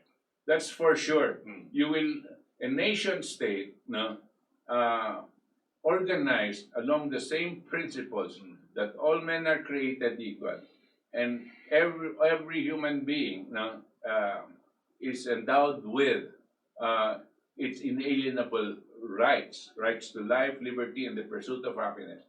Ito pong mga prinsipyong to, no, ay pinagbibigay ng poder sa mga mamamayan na nagtatag ng gobyerno. Ngayon, pagdating ng isang oligarko na gugustuhin, siyempre, pag taliwas siya sa interes nito, gagawa siya ng paraan para siyang mangibabaw. Okay? Hindi po siya pwedeng mangibabaw sa isang nakatatag na republika at demokrasya kung wala siyang katulong sa mga opisyalis ng gobyerno. Kasi hindi siya halal. No? Ang nangyayari, para makapag-control siya, no? Makikipagkonsyaba siya sa mga tiga-gobyerno. Presidente pwede. Mga senador, congressman pwede. At pwedeng lahat sila makikipag-negosyo dito sa mga oligarko. Pagkatapos, yung negosyong ibibigay nila, mabibigyan din ito mga opisyalis ng gobyerno. Ganyan po ang pag-control ng isang oligarchic group sa isang bansa. Etong ganitong konsepto ang linabanan ng isang dakilang presidente na si Franklin Delano Roosevelt. Nagkaroon siya ng mga iba-ibang paraan. Pero yung konsepto na hindi niya papayagan, no, itong mga oligarkong maging ganyan, ay nalabanan niya. Ang problema ay namatay siya 1945. 1945. At hindi niya kakatapos lang po kasi ng gera, hindi niya naituloy lahat ng gusto niyang gawin, no? Para sa Amerika at para maapektuhan din ang buong mundo. Namatay siya at napalitan siya ng ibang hindi mahusay na presidente. But aside from America ethos, no? Ano pa yung mga nangyari tungkol sa Europa, tungkol dito sa... During that time, 1930s po, lumalakas na yung mga fascista. You had in Germany, you had the Nazi movement. In Italy, merong the fascist movement. Ang head nitong fascist movement ay isang tao called Benito Mussolini. Tapos, ang plataforma po niya, ang fascista po, a fascist, parang might is right. Diba? We will do this, walang free speech. Ito yung gagawin natin. Gano'n. So, ito yung nangyayari sa Germany. Dictadors po yan. Dictador si Mussolini. So, yung kanyang platform of government was called corporatism. Ibig sabihin, sabi niya, kailangan mga businessmen and financiers joining with government to rule a country. Sandali lang. Wala pong pinagkaiba ito. Ha? Dito sa ginawa po ng mga nakaraan na administrasyon, lalong-lalo pa kay Noynoy, yung tinatawag nating PPP, Yes. Private-Public Partnership. Yan po ang sinasabi ni Benito Mussolini, who was a fascist dictator, na ang sinasabi niya, kinakailangan magkakontsaba. I use the word kontsaba, talagang kontsaba, dahil wala pong pakaalam dito sa kapakanan ng mga mamamayan. Yes. Kinakailangan magkakontsaba ang malayaman na korporasyon at mga tao sa gobyerno. At pag nagsama ito, ang resources ng pribado sektor, ng mga mayaman, at magtutulungan sila sa pag-unlad ng bansa. Yan po ay isip ng isang diktador na, alam niyo po, pag dictator, ang sinasabi pa natin sa dictator, wala siyang pakialam sa kapakanan ng mga mamamayan. Ang tinitingnan niya lang yung kanyang pagpapatuloy sa kanyang diktadura, no? At sa kanyang gobyerno. Kanya para hindi siya magkakaroon ng kalaban na tinatatakot siya sa mga corporation, ang sinabi niya, magsama na lang. Ito yung sinasabi ni Itos. No? So hindi siya, parang instead of government of, by, and for the people, parang ginawa niya yung gobyerno, nagsama pa sa mga businessmen, yung mga negosyante. Para mas yumaman pa sila, kontrolado pa nila yung mga batas. So yan ang gusto ni Mussolini. Sinundan rin yan ni Hitler nung yung mga Nazis. Marami silang kinuhang mga oligarchy sa finance. Isa na doon yung supporters nila. Isa na doon yung grandfather ni George Bush, si Prescott Bush. Mga Rothschilds. Mga Rothschilds, yung mga bankero po. Kasi ang gusto ng mga negosyante, mga bankero, finance, ayaw nila ng marami pang demokrasya. Ayaw nila yung ganyan. Kasi po, yung kapakanan ng taong bayan, wala yan sa kanilang pag-iisip. Kapakanan ng pribado sektor. Right. Kapakanan ng oligarko. Tsaka ang kakuntsabe nilang nasa gobyerno, yun ang importante. No?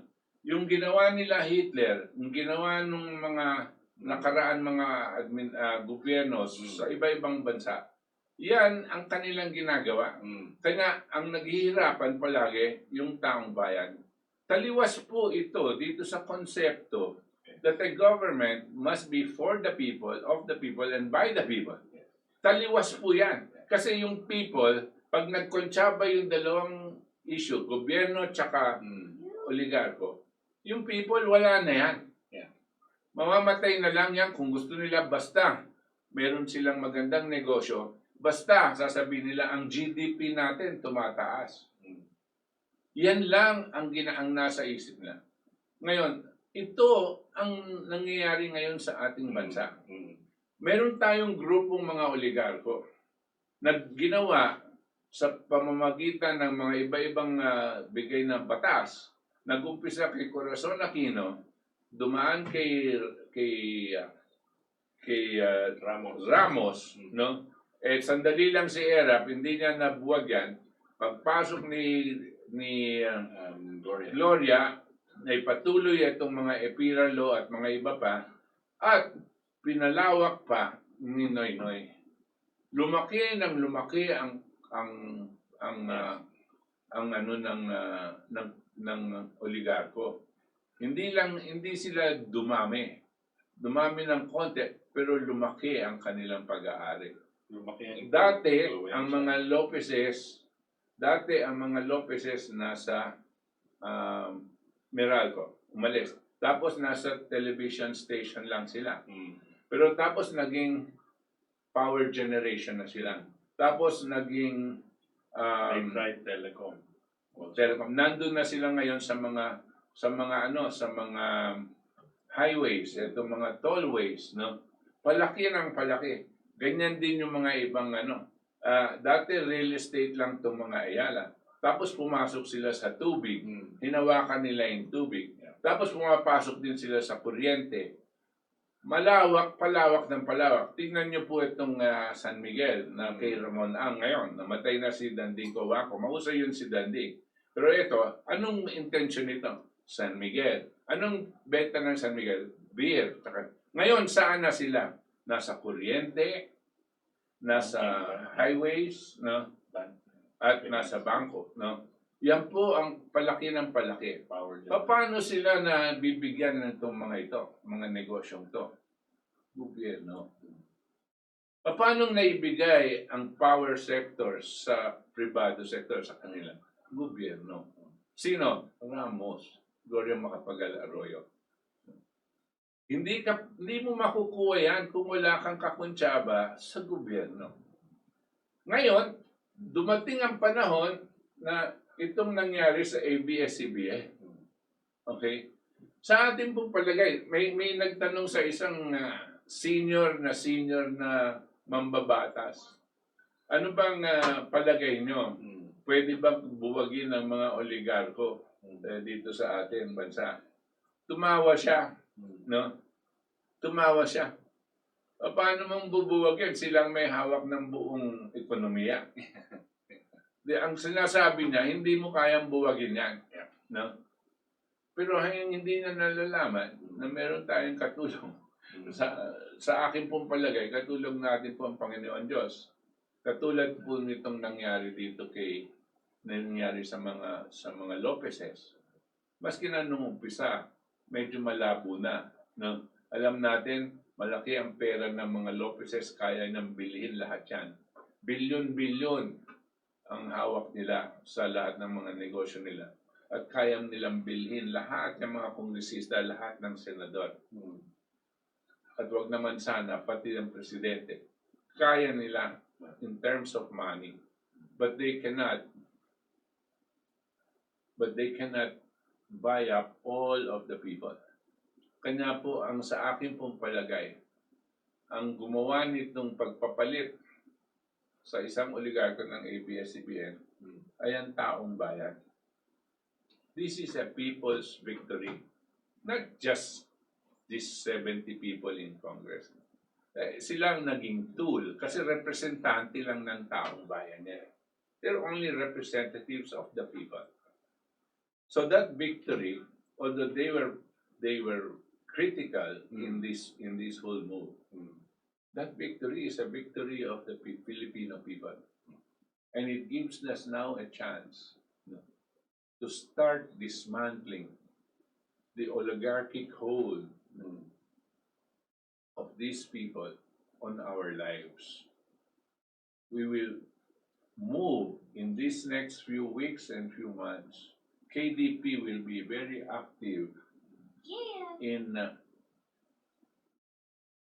KDP will be very active in dismantling the oligarchic hold, especially the repeal of the APIRA law, especially in the water, the taking out the water and nationalizing it.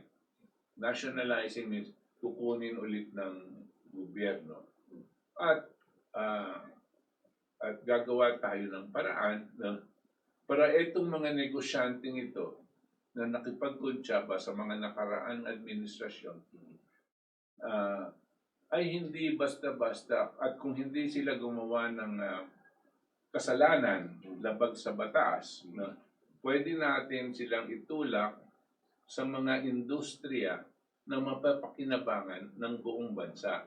Industriya ng bakal, industriya ng fertilizer, ng smelting plants, ng pharmaceuticals, at iba pang mga industriya na mapapakinabangan ng mamamayan.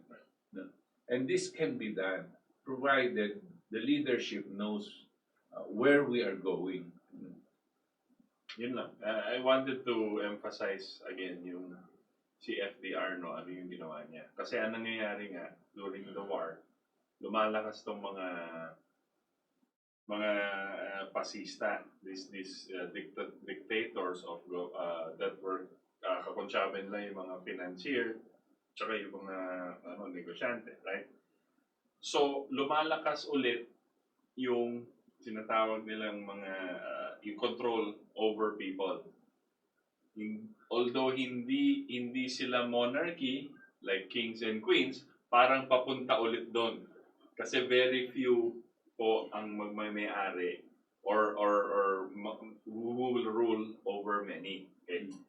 Importante po si FDR, si Franklin Roosevelt. Kasi si Franklin Roosevelt, kapag upong-upo niya, sabi niya, hanapan, we will go after itong mga oligarkiya, itong mga mayayaman, JP Morgan, yung mga bangko, who have conspired with previous government and legislators and government officials to control the economy. Yan yung kaso niya.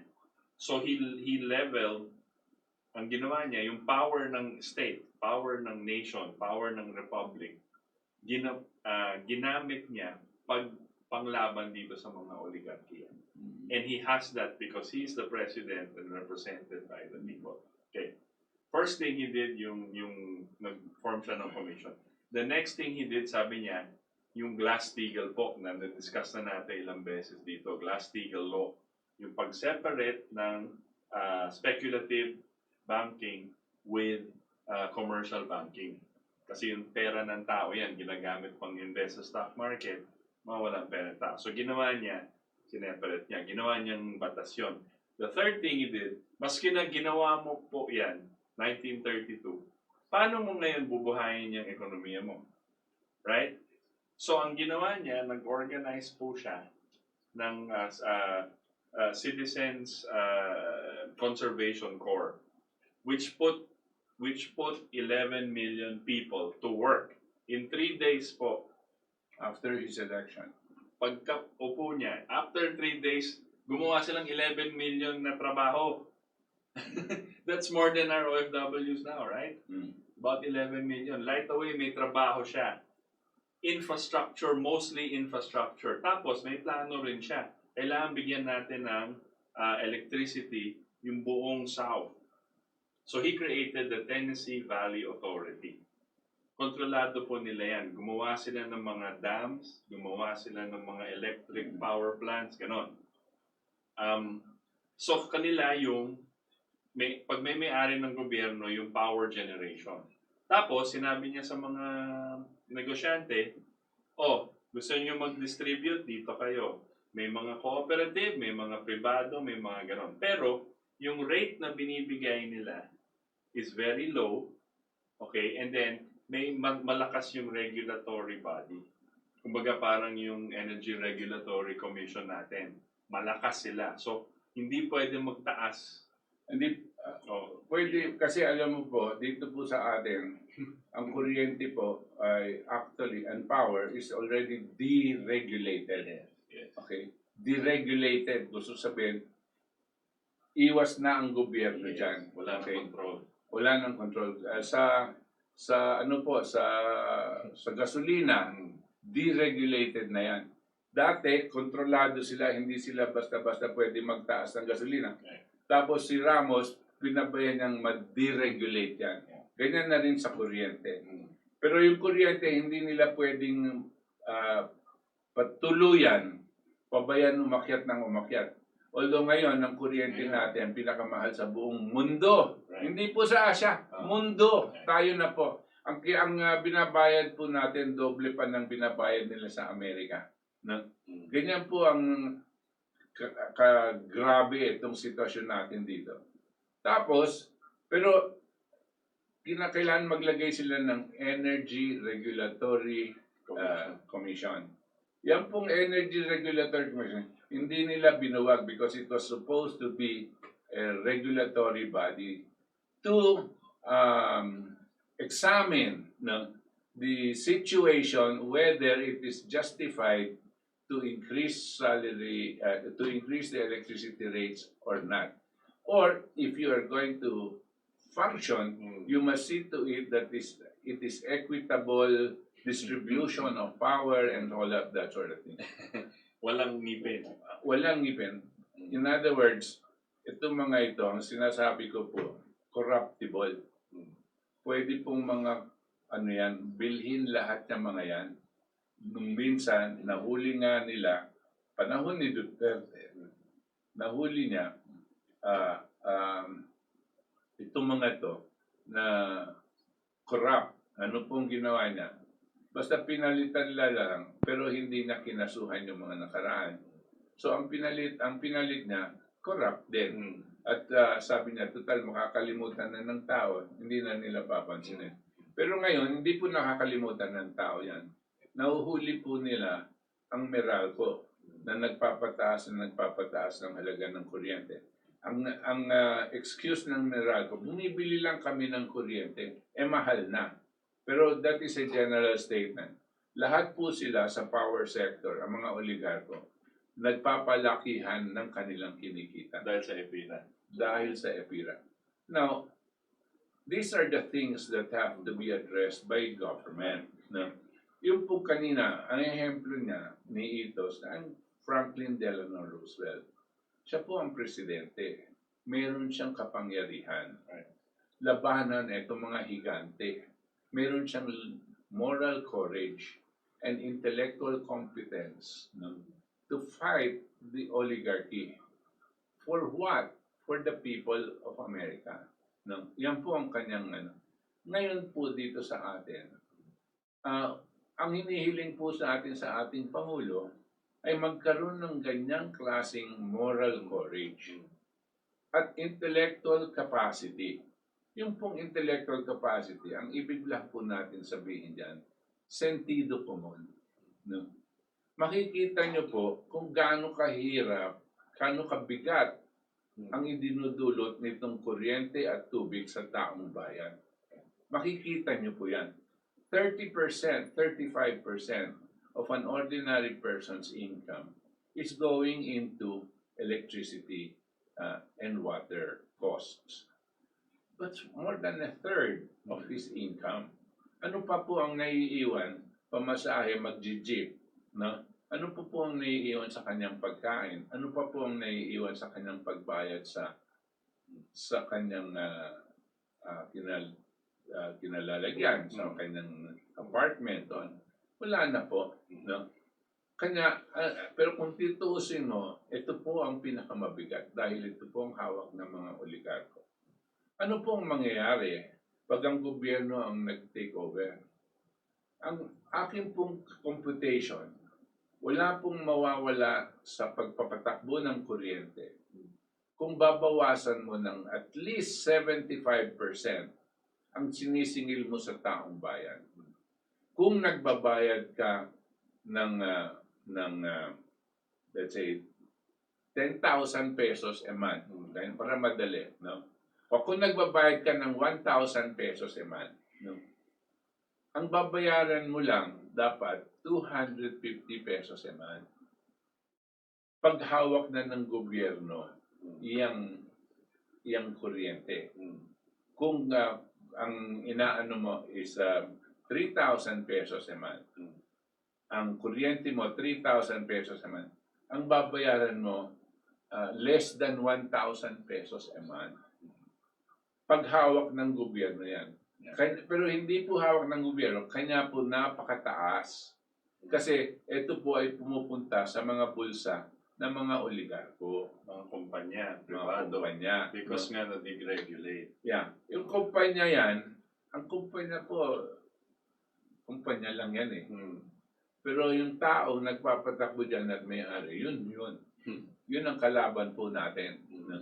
At kinakailangan yan, yung mga taong yan, at mga kakunsyaba nila sa gobyerno, yung mga nakaraan presidente, yung mga nakaraan Minister of Secretary of Energy, yung mga secretary, kung ano-anong kakunsyaba, no? Yan po, dapat isama na po natin at ihabla natin kung mamarapatin kung bakit ginawa ito at nagbigay ng napakabigat na problema sa kahirapan ang taong bayan. Now, when you do this, tingnan nyo po, pag nabawasan mo ang gastos sa kuryente at sa tubig, so bababa po ang gastos natin, no? Para na po tayong binigyan ng pera ng gobyerno. Kung ang gastos natin sa kuryente 3,000 isang buwan at naging 1,000 na lang, ang gusto sabihin para tayong binigyan ng 2,000 kada buwan ng gobyerno. Hindi po maganda yan. Ganyan din po ang mangyayari sa lahat. Now, individual lang ba? Mga household lang ba? Mga pamilya? Hindi lang po. Pag nagbawas ka, pati na yung mga pangangalakal, mababawasan din. At para na rin nagbigay ng pera ang gobyerno sa kanila by cutting down electricity rates. When you cut down electricity rates, both for the people, you have increased the purchasing power by that much. Pinataas mo ang purchasing power, binigyan mo ng 2,000 isang buwan, parang ganyan. Tapos yung mga negosyante, mababawasan ng kanilang kuryente, nabigyan na naman sila ng pera, no? Para palawakin ang negosyo nila, o kaya pataasin pa yung sweldo ng mga ibang tao ano yan. So uunlad din yung mga negosyo. So it is the best economic booster. Kasi pag tumaas ang purchasing power ng tao, mas marami silang bibilhin, mas maraming mamimili. Para mo na rin binigyan ng mambili. Kung for example, anong binabayad natin ngayon? Yung 3,000 times 20 million households. 60 billion or up to 120 billion. Para mo nang binigyan ng 120 billion pesos ang taong bayan para mamili. Anong bibili? Yung mga pangangailangan nila. So yung mga negosyante na nagbebenta dyan, kikita. At ikaw meron kang pambili nung ganyan. Aandar po yung ekonomiya. At anong ginastos ng gobyerno para dyan? Wala. We did not have to borrow money. We won't have to print money. No? All we did was bring down the electricity rates and water rates, no, by 75%. That's all. When you bring it down, sino po magsasuffer niyan? Yung mga oligarko. Paano pa? 20-30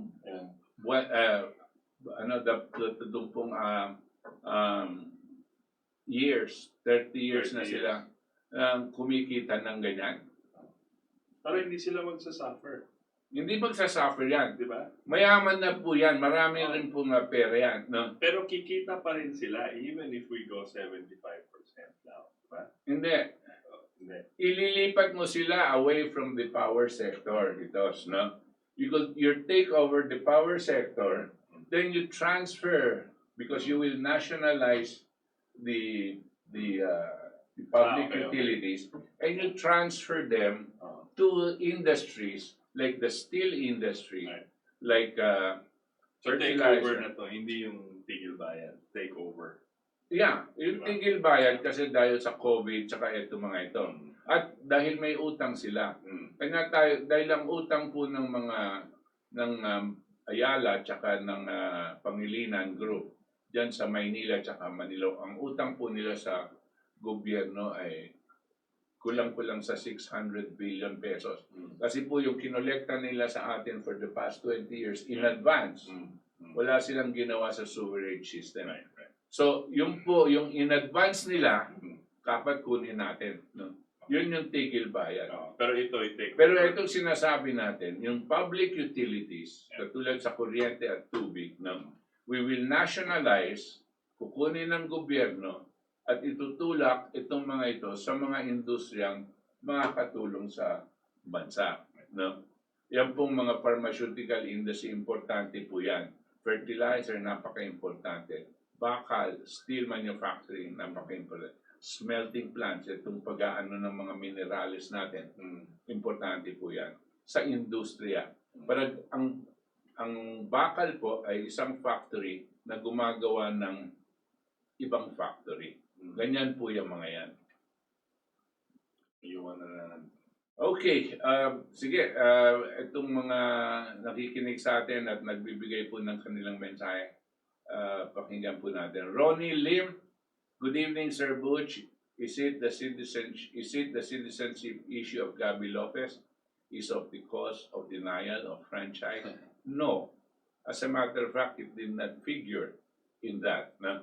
But it is one of the concerns because Gabi Lopez supposedly became a U.S. citizen sometime after he was already chairman of ABS-CBN for some time. Therefore, when he was became a Filipino citizen, when he was running directly himself ABS-CBN, he was still an American citizen and not a Filipino citizen. They're saying only by virtue of his birth was he a Filipino. Not unless you saw a paper that you are, no? And he got that paper sometime in 2000. That's what I understand. Can I? Yeah. Actually, sa decision ng technical working group, that's one of the issues. So they had 6 major issues, and one of them is the citizenship of the head, because in our constitution it's 100%. Among other things, I think they picked 6 major issues. So naging issue po yan, but together with the PDRs. So yeah, sir, next. Good. Rain, Sir Butch, kailan po kayo babalik sa DCXL? Pag pwede na po, dahil dito sa COVID, babalik po tayo dyan. Arvin J. Biaga, good evening po.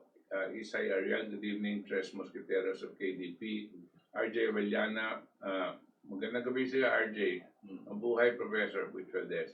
Ras Mendoza, long live, Sir Butch. Thank you. Abraham Muad, good evening, mabuhay. Justin Buhi, Elsa gave birth to oligarchy. EDSA 1 gave birth to oligarchy. Yeah. EDSA Totoo 1. po yan. Kasi pagpasok po ni Corazon Aquino, diyan din po lumakas itong mga aboitists.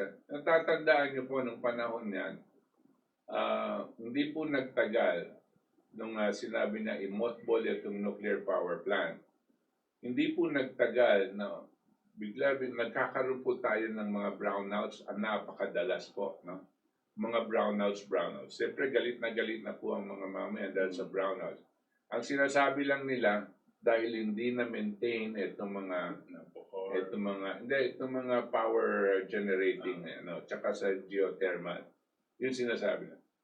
Pero ano pong nangyari? Dahil pong puro brownouts, dumami pong nag-import ng generators sa kanilang mga bahay. Sino po ang number one importer ng mga generators na binibili po natin? Yung number one importer na binibili po natin na generator ay ang mga Aboitiz. Yung kumpanya ng mga Aboitiz, sila may-ari nung nag-i-import tayo ng generators.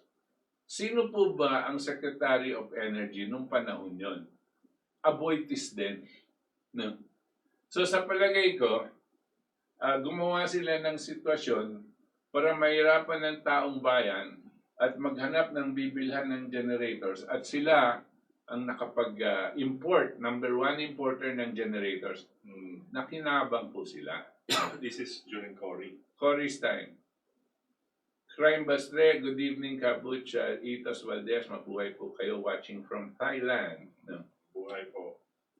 Freddy Oredina, next in line is Kumulek Smartmatic to drain the swamp of those elected digitally like Drilon, who garnered more Smartmatic votes than Duterte. What is that? Crasit Foundling. Grace Pue. Foundling that must be served a quo warranto together with Pimentel. Serving more than 12 years as required to be term senator. Tama. Freddy Oredina, oligarchs' objective is control and power over us. How will they do that?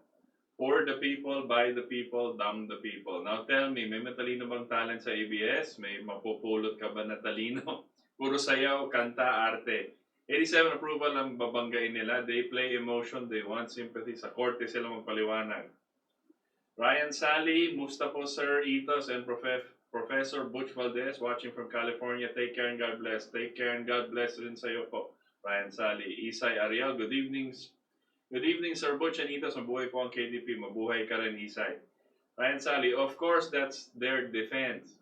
But too many violations. Maraming kinawawa, tax avoidance, labor, properties, ABS-CBN arrogant, 90% agreed on the decision. Marami silang nalaban ang tao like Ferdinand Marcos, Gloria Macapagal Arroyo employees. Tina Rodriguez watching from Winnipeg, Canada. Hello, Tina. Ryan Sally, may mga reporters silang siktahan kung ano ang diktahan, I guess, kung anong sasabihin, tinanggal kapag hindi sumusunod. Actually, Ryan, no, I worked in ABS-CBN for 14 years. I was a writer, reporter, nasa newsroom po tayo. And although there is not one, during the time there po, I was an executive producer. Although there is no direct order, does not mean hindi po nasusunod ang gusto nila. Ibig sabihin, there are ways to put out certain news items tapos tinatanggal pag hindi bagay sa gusto mong ilabas. So ito po yung sinabi ni Jason Sa. Doon sa presentation ni Jason Sa. Yes, so he was saying there was something like that. So but it's not all reporters, but there's not one solid. So marami po yan. Tsaka marami rin sa newsroom. What's that? ACDC. Yung attack, collect, defend, collect. That's across the board po. Sa lahat ng media companies, including Inquirers, all of them have that. Yung mga gusto magpa-interview na politiko, magbibigay sila, no? Tapos i-interviewin sila. No? Tapos, yung mga gustong makapagbigay ng dahil inaatake sila at meron silang ginawang masama, no? Ang ginagawa nila, bibigay na naman sila para depensahan naman sila sa mga komentarista. Okay? Kaya ang tawag dyan, ACDC, Attack and Collect, Defend and Collect. And this happens po hindi lang po sa ABS, sa lahat po. This is happening all over. Pero since malaki ang ABS-CBN, no, napakarami pong at matataas ang singil nila para dito. Kasi mas malaki. Alam po nila yan. Alam po ng lahat ng empleyado ng ABS-CBN yan. Kaya naano lang ako dahil parang inaalis nila sa kanilang pag-iisip itong mga katiwalian na ganito. Musings Page, good evening. Good evening. Linda Corpus, good evening. Good PM, sir. Mabuhay. Mabuhay po kayo. Musings Page, poverty is a result of greedy oligarchs controlling the very basic needs. That's exactly what we're saying. Si Ver Archivido, bakit po laging sinasabi ng mga ibang ekonomista na ang pondo o pera ay mula sa pribadong sektor at mga bangko or investors? Pwede po bang gumawa ng sariling pera ng Pilipinas na walang hawak ang Bangko Sentral, gaya ng ginawa ng 1930s ni US President Franklin Roosevelt at ang ginawa rin ng unang US Treasury Secretary Hamilton noong 1780s? Meron, pwede. Tama ka. Pwedeng gawin yun. Actually, yan po blueprint dapat. National banking, not central banking. Vic Valparaiso, magandang gabi po Sir Butch and Sir Itos at sa ating katipunan. Magandang gabi Vic. Musings Page, after many changes in political leadership, the oligarchs continue to thrive and gain more ground, corrupting the government, resorting to all legal means to protect their interests. Of course, Yan that's po their talaga ang business. ginagawa. Pero sabi, like I said, no, even after many changes in political leadership, no, these oligarchs cannot function without conspiring with political leadership. Political leadership has to be partner with them. Ang dinadasal po natin na ang ating Pangulo na si President Duterte, hindi po siya matukso sa napakalaking pera na kayang ibigay nitong mga oligarko. Reggie Maloloy on Avenido. Good evening po, Sir Butch, Sir Itos. Good evening, Reggie. Rain. Sir Butch, ano ba ang mangyayari dyan sa Meralco? Nung panahon ni Marcos, magtataas sila ng kuryente para magbayad? Noong panahon ni Marcos na magtataas sila. What happened when they want to raise prices? Alam niyo po, nung panahon na yon, dahil hindi sila makabayad sa utang nilang panglabas, they had a foreign debt. And the government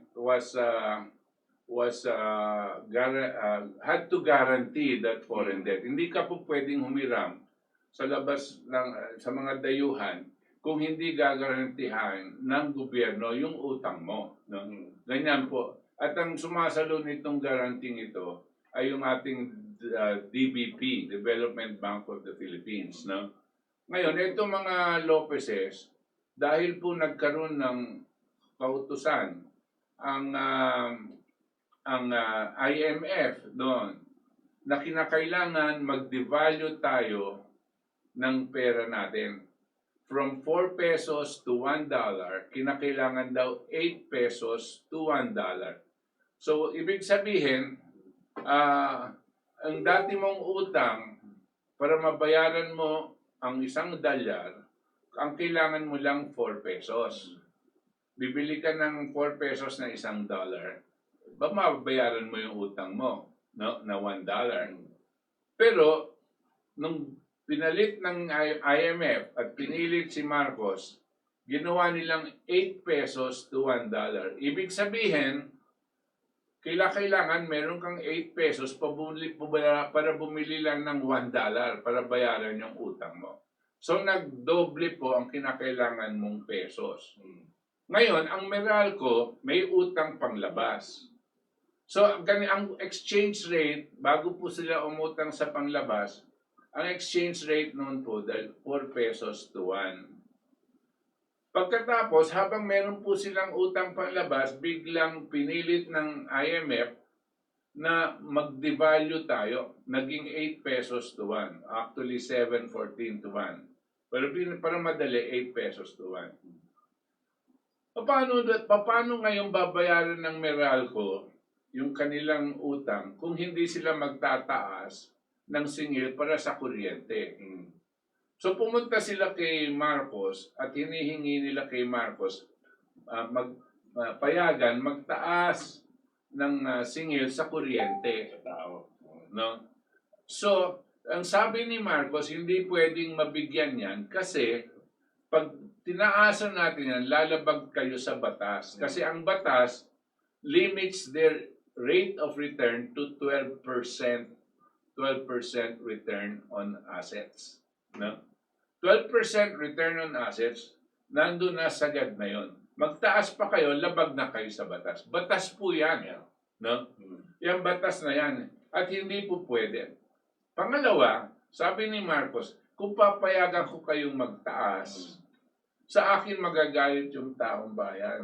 At kinakailangan may responsibility tayo sa taong bayan. So anong nangyari? Hindi nila mabayaran yung utang nilang panglabas. Ano nangyari? Ang DBP, guarantor, ang nagbayad.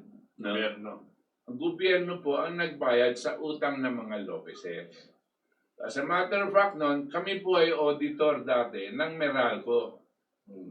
Bata pa po ako noon, pero junior pa lang ako noon, na auditor. Pero nakikita ko na ang bagong umupo sa board ng Meralco noon ay gobyerno. Sila yung comptroller. Comptroller, sila yung umahawak ng pera. Sinisigurado na mababayaran yung utang nila sa gobyerno. Ibig sabihin, ang pinakamalaking utang ng mga Lopezes ay sa gobyerno dahil binayaran nila yung utang panglabas ng mga Lopezes. Ganyan po yan.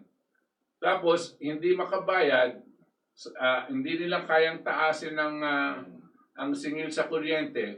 Eto mga Lopezes, gumawa ng paraan para nagsulat kay Marcos, sabi, bilhin mo na lang Bilhin na lang ng gobyerno ang Meralco. Ganyan po yan, no?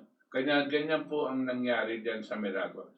Tapos pagdating naman ng People Power Revolution at ang nakaupo ay si Corazon Aquino, binalik niya po yan, no? Sa mga Lopezes. Pero yung utang po nila, hindi nila binayaran. Wala po akong naalalang binayaran nila yung utang nila. Kanya, siguro, baka lumabas ito sa mga darating na investigasyon. Ang maganda po, parang dagdag kaalaman rin ng lahat. Si Senator Enrile po, Juan Ponce Enrile, may Facebook page. Punta po kayo doon, basahin nyo kasi may mga comments siya doon sa mga nangyari sa Meralco. So basahin natin, may mga facts doon. Tapos, ituloy natin yung discussion na ganyan. Kasi lalabas at lalabas lahat ng bahon ng yan soon. So, Musings page, Modern Day Feudalism Guised in Business Suits. Tama.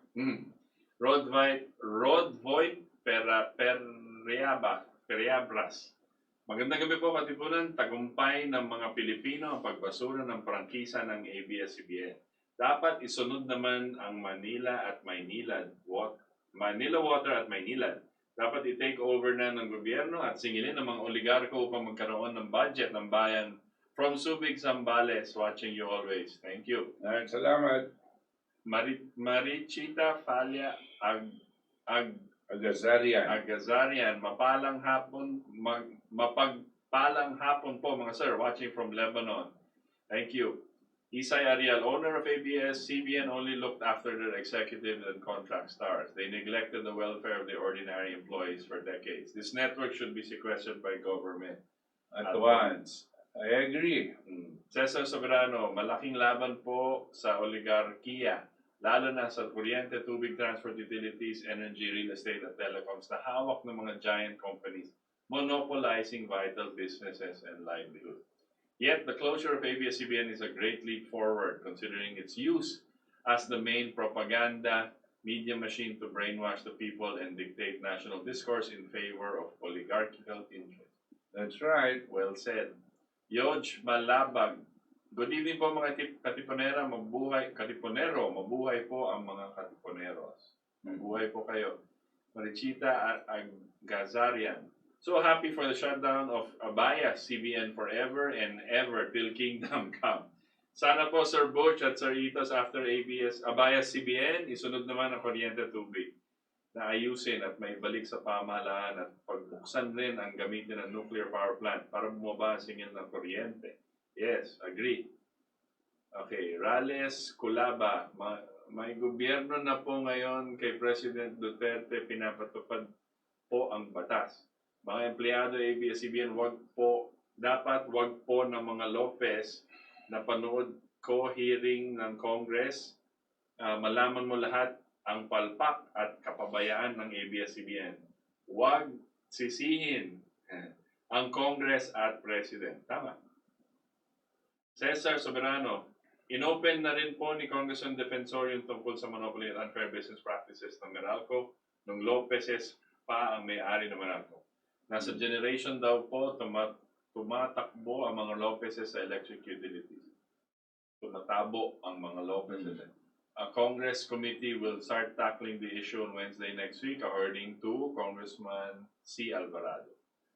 Emmanuel, that's good. Emmanuel Manulat, sa panahon na admin ni President Duterte, maswerte dahil meron SOCMED, social media. If walang social media, na-impeach na yan si Duterte dahil sa paninira ng ABS-CBN. Malamang. Music space, bring back vital utilities to government. Yes, Ernie Ocampo, good evening, Sir Butch at Sir Itos, mabuhay po kayo. Mabuhay ka rin, Ernie. Isay Ariel, siguro po kaya they are not doing anything para magkaroon tayo ng mabilis na internet service para hindi makapag-analyze ang tao through internet. Cesar Soriano, workers of the fund ABS can find job anywhere. ABS can help them while they're unemployed or give benefits or support. Nelia Zudek, hello po. Hello. Hi po Kabuch, Yolanda Santos. Manuel Sales, golpe de gulat lang pala ang ating military strongman na si Pambansang Yorme kontra sa mga burges oligarko, pati na sa mga neokolonyalistang kanok umurong sa BSA at biglang nanguyapa pa sa mga ito. Ano to? Ulit ang gusto ko maintindihan. Golpe de gulat lang pala Ang ating military strongman. na si Pambansang Yorme, Mayor. Si Duterte. Si Duterte. Kaya kontra sa mga burges oligarko. Critical siya kay Duterte. Yeah. Kontra sa mga burges oligarko. Yeah. Pati na sa mga neokolonyalistang kano, no? Dahil Umurong sa DFA at biglang nanguyapa sa mga ito. Alam nyo, yan po sinasabi nyo, marami po ngayon na nag-iisip-isip nga kung ganyan nga. Pero hintayin po natin mabuti, wag natin pong husgahan ulit. Agad-agad, no? Magkakaroon pa po tayo ng SONA at papakinggan po natin kung anong ipapahayag niya. Ngayon po sa mga nangyari ngayon, tungkol sa mga oligarko, alam po natin mga nangyari tungkol sa hindi pagbayad ng mga Maynilad at Manila, no? Alam po natin na nagalit siya noon at sinabi niya ipapakulong niya. Alam na po natin yan. No? At alam niya na alam natin. Ngayon, anong gagawin niya?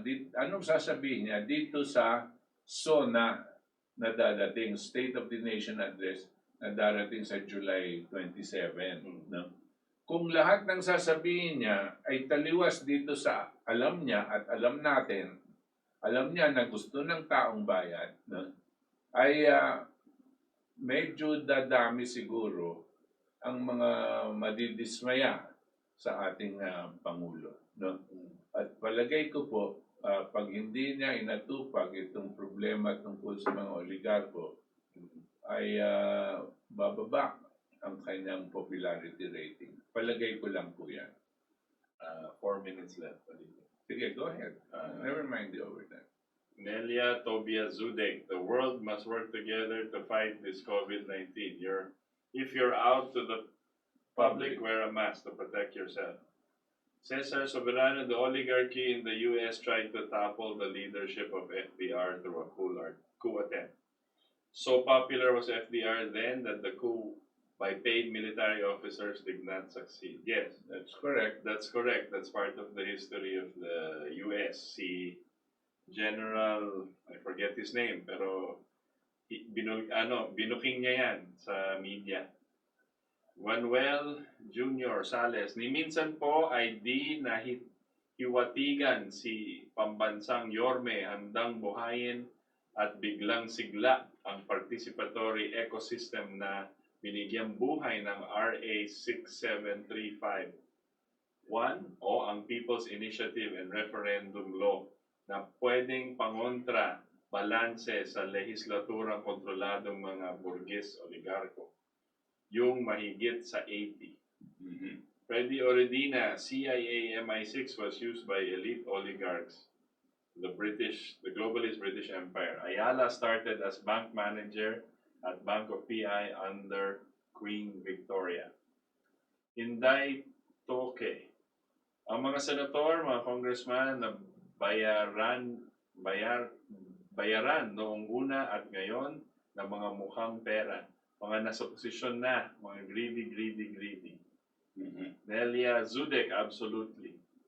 Betcha, yes po, dahil nakikita nila may reaksyon ng taong bayan through social media. Thanks to technology na narinig na ang boses ng ordinaryong mamamayan.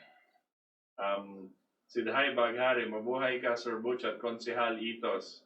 Mabuhay ka rin Sidhay. Manuel Jr. Sales, kung mahigit na 80% ang taong bayan na maaaring mamulat sa kanilang kapangyarihang politikal. Kung sana ay inumpisa na ni Pambansang Yorme na maging second nature na ang ating demokrasya at ang grassroots people's initiative. Eduardo Rondina, is it a good question for Duterte administration abuse of power? Why the Marcos administration national treasure tons of multi-trillions gold bars is untouchable until now? Filipino taxpayers is for the deficit sa inutang ng government ng Marcos administration. Next one. Virgie Rosales, Ariola, gandang gabi po. Christina Ablas, tama po kayo mga sir. Esteban Pagtakahan, Sir Butch Valdes, if darating sa mind mo na tumakbo pagkapangulo ng Pilipinas, I'll support you all the way with my family members because of your brilliant ideas to develop our nations. Wala na po tayong pag-asa kay PRRD. Mukhang kulang siya sa ideas about economic system control. Control pa rin siya ng mga kaibigan niya ang businessman na nasa kabinete. So far. Alam niyo po, huwag kayong mawawalan ng pag-asa sa taong bayan. Pwede po kayong mawalan ng pag-asa sa tao, no? Pero sa taong bayan po hindi.